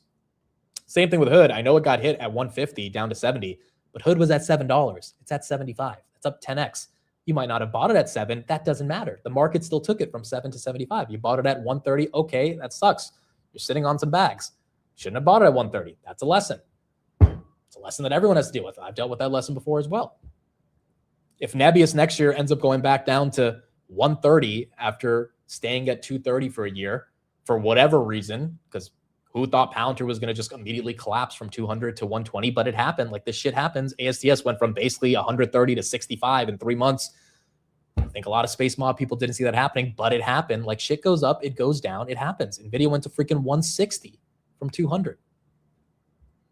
It happens. And that is okay. Like, that is the nature of dealing with this market. Spotify, yeah, massive move. No one wanted to buy this shit when it fell 11% 2 weeks ago on their earnings. Now it's up 15%. Like, who had conviction to buy Spotify when it fell 11%? I don't think a lot of people. So why should we be complaining? Well, look at the Spotify move. It's like, okay, cool, look at the move. but did you care about this before it had the move? Did you care about D-Wave before the government just gave them $100 million? So why are you complaining if it's up 24%? And I don't mean complaining as in, oh, look, the stock's up. Like, yes, obviously we can look at stocks that are up and down, but the people that feel the sense of like, man, I missed it. It's like, no, you didn't miss it. You didn't even care about it to have a chance to miss it. How can you miss something you didn't even care about in the first place? There's tons of stocks that go up and down every day. It doesn't affect me. It shouldn't affect you unless it's in your realm of confidence around even thinking about those names in the first place. Like Tess, she's been calling quantum for a long time. This is a big day for her. Why? Because she's had a lot of conviction on this quantum thesis. So there you go. You like, if you have conviction on the thesis from all those from when D-Wave was freaking 50 cents, she's allowed to feel happy today. But if you've been shitting on it, or you've been ignoring it, or not caring about it, which is not good or bad, it is what it is. It's not a bad thing to not care about a thesis. It's just not something you wanted to partake in because of whatever risk profile that was associated with it. Then okay, cool. Maybe this $100 million investment changes the thesis. Maybe now you really start your due diligence process. But if you didn't care a month ago, complaining today is not relevant. I think this is the first rant I've done, like real first rant I've done in months, but it was time, right? It was time, right? Everyone's like, I get everyone's upset that certain names aren't moving. And everyone has one or two of their own losers that's just not moving this year. But you either sell it and get to a winner, which you better be right at calling what that winner is, especially if you're buying it at an elevated level, Apple at 304, all-time highs, or you hold on for the ride. That's it. That is it. Chad says, sorry, I tuned out. What was the rant? Chad, you were part of the rant. You were a freaking part of it. Again, it's just been a different year for a lot of people with a lot of names that didn't end up. And also, for the people that are like, yeah, but what about these sub-billion-dollar companies or these $2 billion? Like, first of all, I'm just never going to pump something that's sub-billion. It's going to be very, very hard for me to do due diligence on something that's $100, $200 million. Because guess what? A lot of you guys will probably buy it because you get exposed to it on the stream. A lot of you guys will probably buy it for the sake of the fact that other people on the stream are getting exposed to it, and you're going to buy it, and it's going to have this artificial pump. And I'm not going to be at the center of that. Like, I don't really want the SEC knocking on my door, and I also think that's a bit unethical. So that's not something that I'm going to focus on here. Now, SMID caps, 5, 10, 15 billion, I think that's fair, but they also have a lot more risk associated with them than doubling down on a name like a ServiceNow or a Shopify that is a fundamental good company and they're going to be okay. Having said that, there's a lot more alpha in these smaller names that are part of these broader themes that the market cares about versus a Shopify or ServiceNow. Either you're willing to more accurately learn about those companies and go deeper into this stuff, which is what we've been talking about with Jason, or look, Qualcomm is a perfect example. Jason started talking about this at 150. It's at 200. Great return. It ran to 240 last week.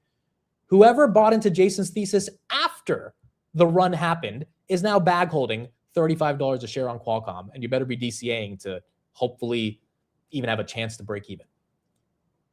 Which is my point. It's like, yeah, the thesis was there. If you missed it at 150, then you missed it. If you chased it at 240 because of, and you sold your SoFi because you were so upset that Qualcomm's going to the moon and it's going to go to 300 and now it's back at 207. It's like, well, now you got to wait because you don't know when that thing's going back to 240. And it might not get back to 240, quite frankly. It might take some time. But now you're like in this topsy-turvy environment where you're having vertigo, essentially, where you're going back and forth with yourself and you can't just stay succinct on one thesis and believe in it because you're just seeing what goes up and what goes down. And that, quite frankly, is trading, which if you want to trade, take some money out of the long-term investing and become a trader. That is, Jason has recommended that so many times, especially if you want to scratch the itch of being a trader and chasing these momentum plays. But the actual compounding elements of the portfolio to move it back and forth every single day is like you're not a hedge fund manager. And if you want to be one, that's fine, but there's a lot more risk and there's a lot of intelligence that is required on how to hedge. So you can, cover when things go red, because if you're chasing stuff, things inevitably go red when the momentum goes sideways or down, because that's what happens, because it's momentum. What goes up must come down. And there's no need to be stuck in this trap of feeling so horrible about what's happening. Kane says that is exactly my situation. Yeah, dude, I've been there as well. I've done that so many times where I've sold something and I just ran into something that's chasing and then boom, it comes down. Like 2021, I've done it with a lot less money, thankfully. But I remember doing that and you just feel like shit because you end up holding the bag. You end up holding someone else's bag that gave it to you, knowing that you're the idiot who decided to chase something and you had no idea why you were chasing it in the first place.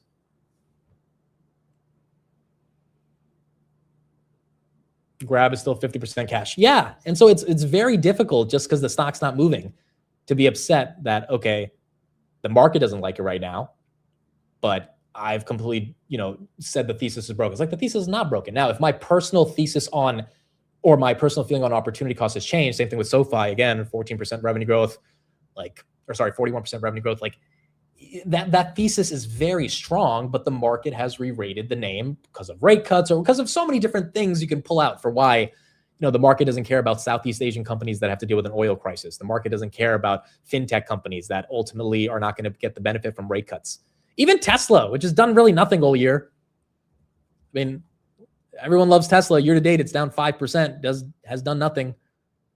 It's vehemently underperformed all the freaking AI names that are out there. Do you sell all your Tesla in the midst of the SpaceX IPO and YOLO into SanDisk right now? Has your Tesla thesis changed because the stock has been flat all year? Probably not. The earnings growth going down year over year doesn't even matter to the multiple of the stock. It matters to the price action, which has not been conducive to the upside. But does that mean you get out of it and just move on to something else? It's like, maybe, but if you want to do it, then do it. If you don't want to do it, then no. It's very important to not marry your stocks. I agree with that 100%. It's very important to not marry your stocks, but there's a difference between marrying your stocks and then being upset that your stocks aren't showing the right price action.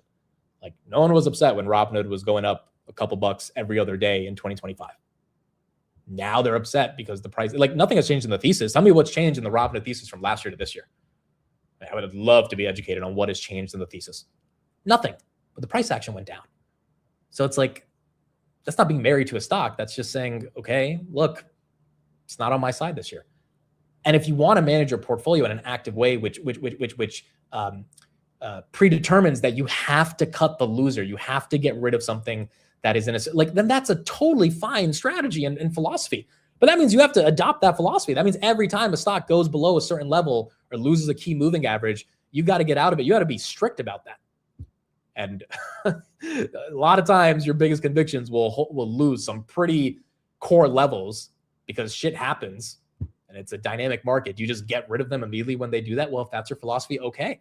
But you got to be very strict about that. And I don't think a lot of people who are knee deep into Tesla that bought it at $100 are going to sell it because it falls to $397 and that's below one of the moving averages that you really cared about. Now, if your cost basis on Tesla is freaking 20, you kind of don't have to worry. If your cost basis on Hood is 15, 20 bucks, Like you kind of don't have to, I mean, this doesn't like, yeah, the number goes down on your overall portfolio, but the actual thesis doesn't change and your cost basis is conducive enough to not even worry about the thesis because you know it's never going back to those levels. I mean, theoretically it could happen, but it's probably not.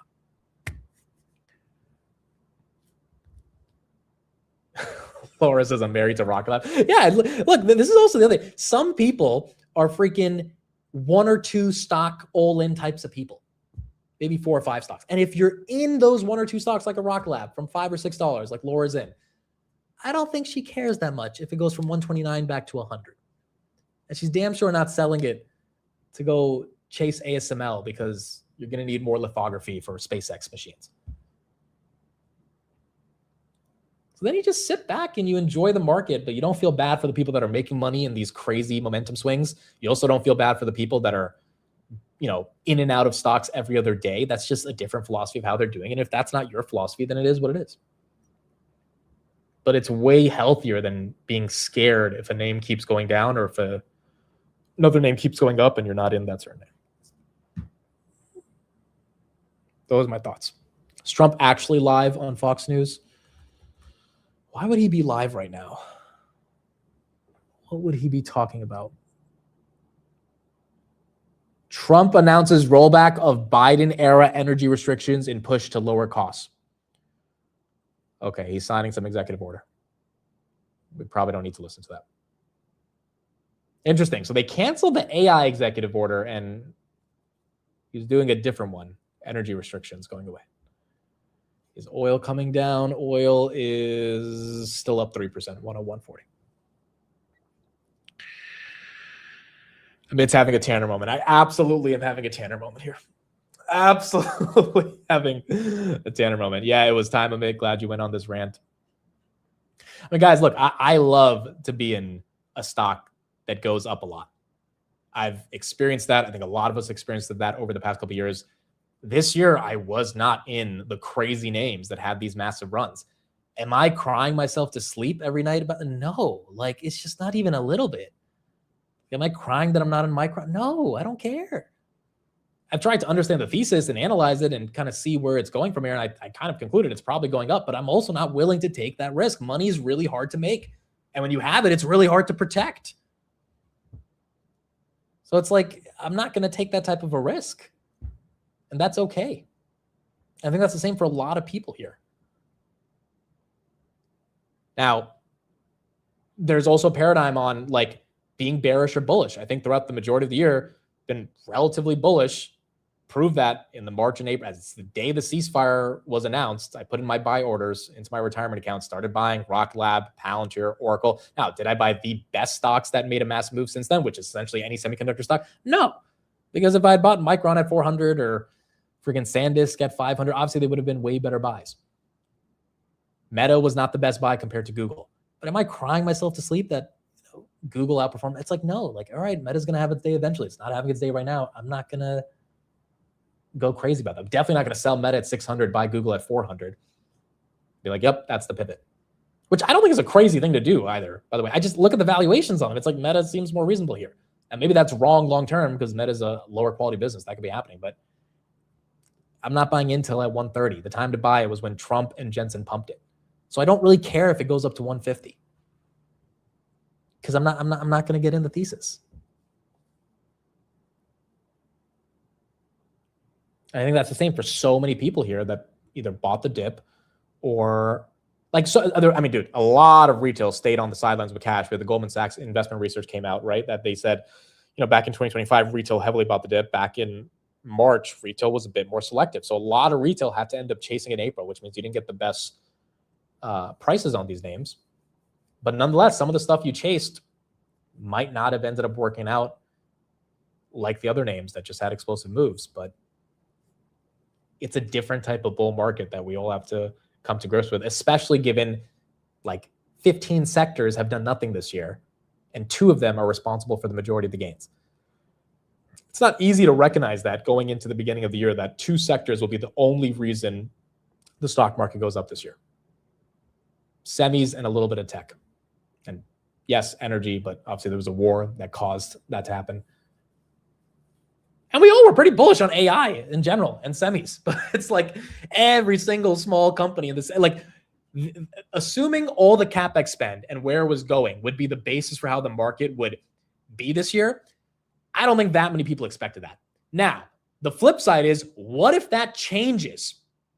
What if next year the market doesn't give a shit about all these small companies that are the hardware elements of this CapEx build out? And what if the market wakes up and it's like, wait a second, this is not sustainable.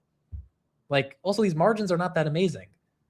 Also, these growth rates, they're going to eventually normalize right back down to the levels that they were at years ago before the CapEx spend, because eventually these companies are not going to be spending that much CapEx. And the market's going to price that in well before the hyperscalers come out and say we're not spending CapEx. I mean, the market is not that stupid. The day Google says we're not spending that much on CapEx is not going to be the day the market says, oh, these smaller companies that help build the TPUs, yeah, we're not going to buy their stock. I mean, that will happen at least a year in advance. Maybe 6 months in advance, maybe 2 years in advance. Maybe it does happen the day of, but you would imagine the market price. So for all the people complaining that this year the hardware names are going up and you're not in any of the hardware, what if that changes next year? Just like if you were in a lot of semi names last year that weren't really moving, and the Palanters of the world and a bunch of these software stocks were going crazy, well, that flipped in 2026. And I think that's the yin and yang of the broader market. Jason says I'm 80% in SMH. Well, then you're having an incredible year. And you should be, because you've allocated that heavily to that. But if you were not prepared to go that deep into SMH and the semis this year, which in hindsight, obviously it makes sense. Yeah, in January, you should have been like, wait a second, absolutely, semis should have been the play, right? All of us were looking at all these different names that were out there, and it's like, nope, it's semis. But unless you fully went full port semis, or at least a majority of the port in semis, yeah, the alpha was differentiated this year. And my point is just, that's the past. It happened. And if you think there's way more upside now buying it at these levels where they 5, 6x, 7x from, then that's just more risk, and you have to be okay accepting that risk. But you cannot complain every day about the names that you're in not moving, because at that point you might as well just sell them and get into the volatility of the names that are moving and hope the movement just goes back up and you get to ride the train even further. Nvidia back to 220. A little bit of a move right there. Mitt needs a mani-pedi. I do need a mani-pedi, dude. This rant was too masculine. I need to get back to the feminine side and get a mani-pedi. Anyway, that's what I have to say for today. That's it. That's what I have to say. How long was that? 25 minutes? Roundabout? 25? I'm 90% ASTS. Today is a great day for you. But it's like 3 weeks ago was not a good day. And so that is a swing of the market that everyone has to just be willing to freaking accept. And look, that does not mean, did you eat breakfast? No, I did not eat breakfast. That does not mean you don't look for new sources of alpha. Don't get me wrong. That does not mean you look deeper, you try to find other names.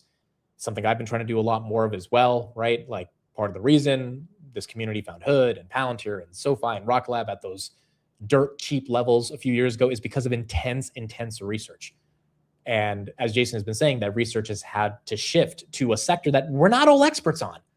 Like, not a lot of people here are experts on global foundries and the supply chain that is needed to be structured into a data center. I'm definitely not an expert on that. And so that stuff takes time to learn and try to understand and figure out. And if you just blindly follow a bunch of people going into some of those names, you might end up losing a lot of money. You might end up making a lot of money if the thesis works out. But the point is, it requires I'm not an expert on energy, but now if energy is the next biggest bottleneck, I'm willing to do I'm not saying, oh, I'm just not going to look at it. Like, I feel like that's a very ignorant and arrogant mindset that you're not even willing to look at what the different elements of the stack are to find differentiated points of alpha. But that also doesn't mean you're just going to randomly find the next energy name that goes to the moon.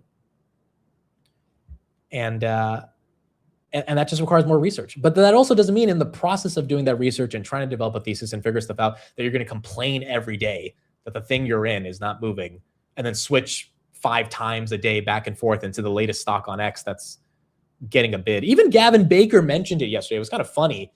There was a good clip from the interview that he did where Gavin Baker was just like, you got all these retail accounts on X that are just finding a thesis and pumping it to the moon. And he's like, a lot of them don't know what the hell they're talking about, but it's creating so much liquidity. And that liquidity is obviously leading to these smaller names, getting a bigger bid, which is also creating a lot more FOMO. By the hyperscalers and the buyers, because they have high costs, they're unreliable, the parts fail at a high rate, et cetera, et cetera. They're sold out and raising prices. And then that activity gets the interest of like these retail accounts on X, and these stocks get bid to the moon, whereas some of the higher quality expressions have like actually really underperformed. And, as an investor, it's hard because within a shadow of a doubt that thing that's moved, 10x in 3 months or 6 months is going to go right back down, subject to what they do with all the cash. But like these low quality companies really do smart stuff with cash. And so I highly recommend everyone watch the interview. Gavin Baker has lived through multiple cycles in technology. And the point is, he was not trying to say all these smaller names in CapEx via AI growth are bad companies or shouldn't be invested in. His point was just trying to say there's a lot of euphoria in trying to find the next big thing that's going to go up like crazy because people have seen what's happened in photonics and memory, et cetera. And that's creating a lot of exuberance. Now, that exuberance might work when you find the right name and you do a lot of research and you believe in that thesis. But it also might not work if there's any hiccup to the broader overall macro AI trade that has been ongoing for 5 years now, that all of us are hoping continues for another 5 years. And Gavin Baker was pretty freaking transparent in that pod saying, look, it will absolutely turn into a bubble. And there's some key forces that are stopping it from becoming a full-on bubble right now. But the bubbly behavior is there, and we can all feel it. The fact that Nvidia can't go up after that type of a print, not that it's in a bubble, but rather the market is a bit exhausted of the level of momentum it's given this trade. And usually that's when FOMO is the highest, when the trade is already exhausted, because that's when the stocks are at their peak and the market and everyone just goes crazy over them. It's not to say it will all come crashing down. It's just to say for the people that are struggling with FOMO, you have to just be able to handle it in the midst of this stuff and not get too upset when your name doesn't go up and the rest of these names go up, especially if you're not willing to actually put capital behind a fuel cell energy, which is a $1 billion market cap. Like, it could go up or down 20% in a day. It was down 20% on Tuesday. It's up 20% today. If you can't live with that volatility, then you can't complain, in my opinion, about the volatility to the upside. Yeah, perfect point by Chad. Example, I never heard of Palantir in 2020 and asked Sham, what is a Palantir? It took me getting in and doing the research to truly understand the alpha. And dude, that's the other thing. I think people feel like they should find the alpha on a name within a week. And if that's the case, I encourage people that feel like they can do that to go open a hedge fund like tomorrow. Because if you can do that, people will give you a lot of money, like more money than you can imagine to manage, if you can find alpha within a week.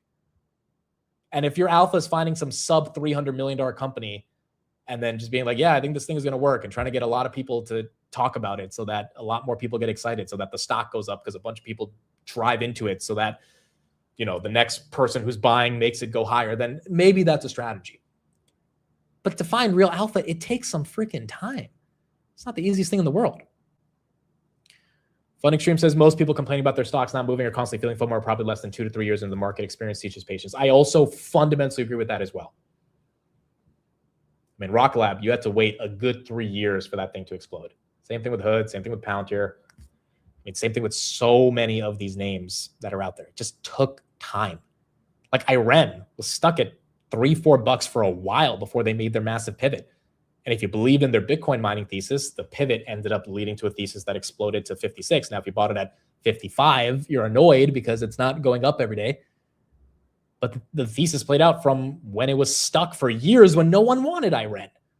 And when you look at their chart, look at it 5 years, no one wanted it from freaking 2022, $7 to June 2025, $9. 3 years of being stuck from 7 to 9, bottomed at 1. And now it's at 50.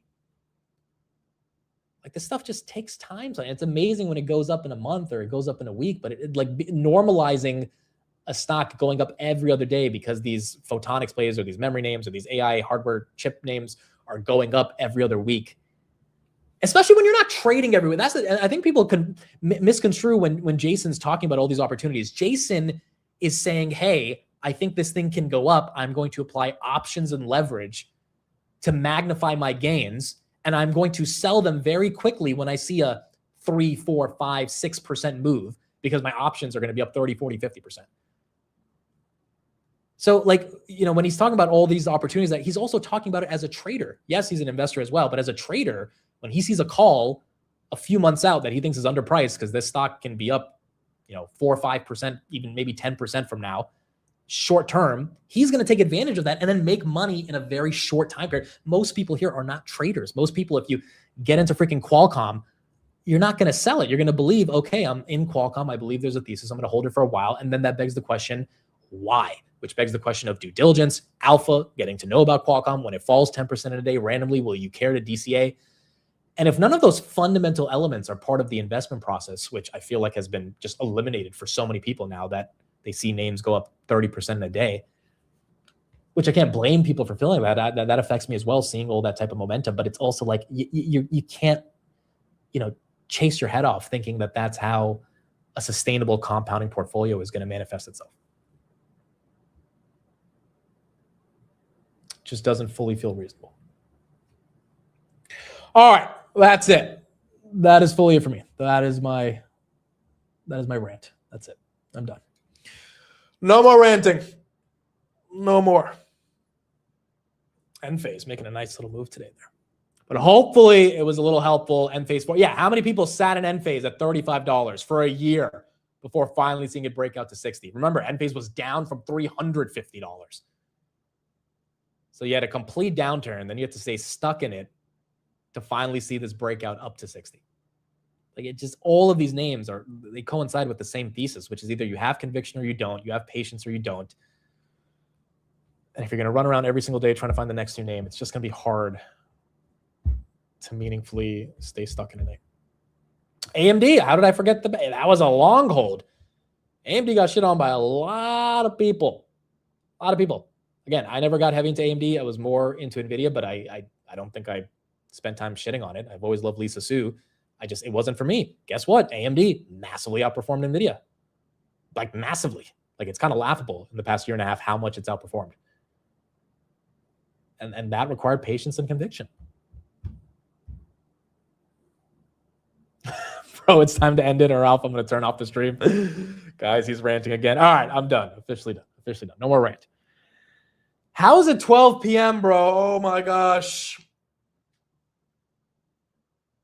He's hangry. Yes, I have not eaten. I usually don't eat in the morning, though. Chat says, please end it. I mean, did your girlfriend break up with you last night? Yes, exactly. That's what happened. Next time I rant, it's going to be because I have a girl issue. Trump's taking question? Okay, let's at least go to Trump and see if he's saying anything we care about. Oh, no, he's not live anymore. Never mind. Wait, is he? Let's see. Taz, thank you for the 5 gifted.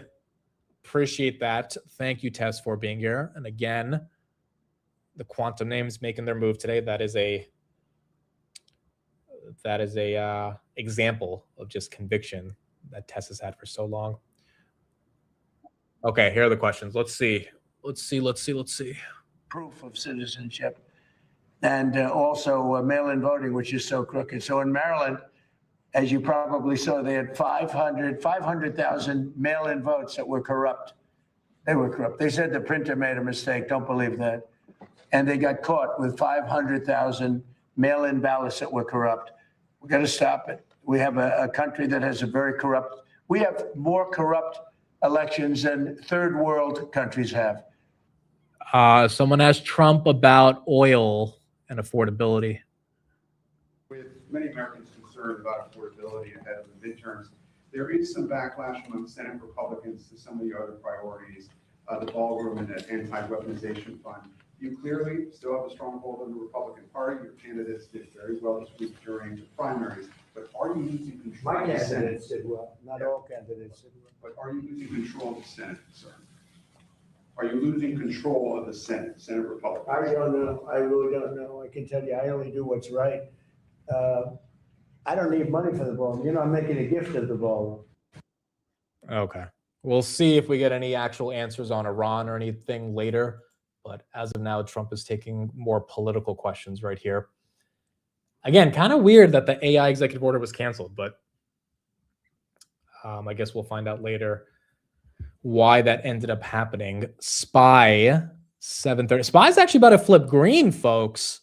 Might see that actually get a little bit of a move right there. 739.84 was down 1% in the morning.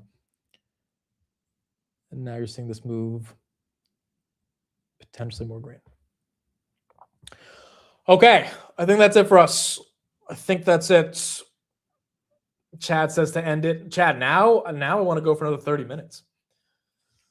Now I want to, if you're telling me to end it, now I need you to stay in the background, have me on the background for another 30 minutes here. I mean, it's 12:11. We might as well go to 12:30, right? We might like can't end it at 12:11. Might as well. I'm going to join and rant about you ranting. That's actually kind of funny. Anyway, the whole point of the rant today was just it is okay to be in a name that's not moving, but it is not okay to complain about it. That's the punchline. If you complain about it, sell it, and get out of the thing that you're like. It's just it's almost like those people that are like, you know, like that have health issues and don't want to do anything about it. It's like, or they have like, you know, it's like, oh, I'm overweight. It's like, okay, go work out. Like, you're gonna complain about that all day? Like, no, you gotta go take action. You gotta do something, right? Like, oh, I eat horrible food. Okay, stop eating McDonald's. Like, this is not that complicated. Something called accountability. Oh, I hate that I'm in SoFi. Okay, sell it. Get out of it. Go to something else. You know, but that's the point. That is the overall point. No, you mess up on a comedian's name thinking they're thinking they're a basketball player. You know, it's okay. That's like you embrace that you made a mistake. That's it. You don't justify it in any way. You don't say that, oh, that guy's name's Cat, the other guy's name is Cat. No, you just like, I made a mistake. You don't have to freaking, you know, try to explain to people why you're wrong. By the way, did you guys see that Knicks game? Did we even talk about that? They're playing again tonight. They were down by 11 with 2 minutes left, and they came back. Yeah, they're playing tonight. These guys are going to the finals. I hope. Now, they're going to lose badly to OKC in the finals or the Spurs. Honestly, we have no chance of beating those two. But so I kind of don't want to go to the finals because it would be embarrassing to lose to the, but it would be nice to see if we get there. Amid making up for lost time yesterday. Exactly. That is what we're doing. All right, let's do word of the day. Let me get out of here. You guys have things to do. You guys have things to do. I also had things to do as well. But we got into a rant. We got into a rant. Okay. We have 7 days in a row of green, of saying the right word. Let's see if that continues.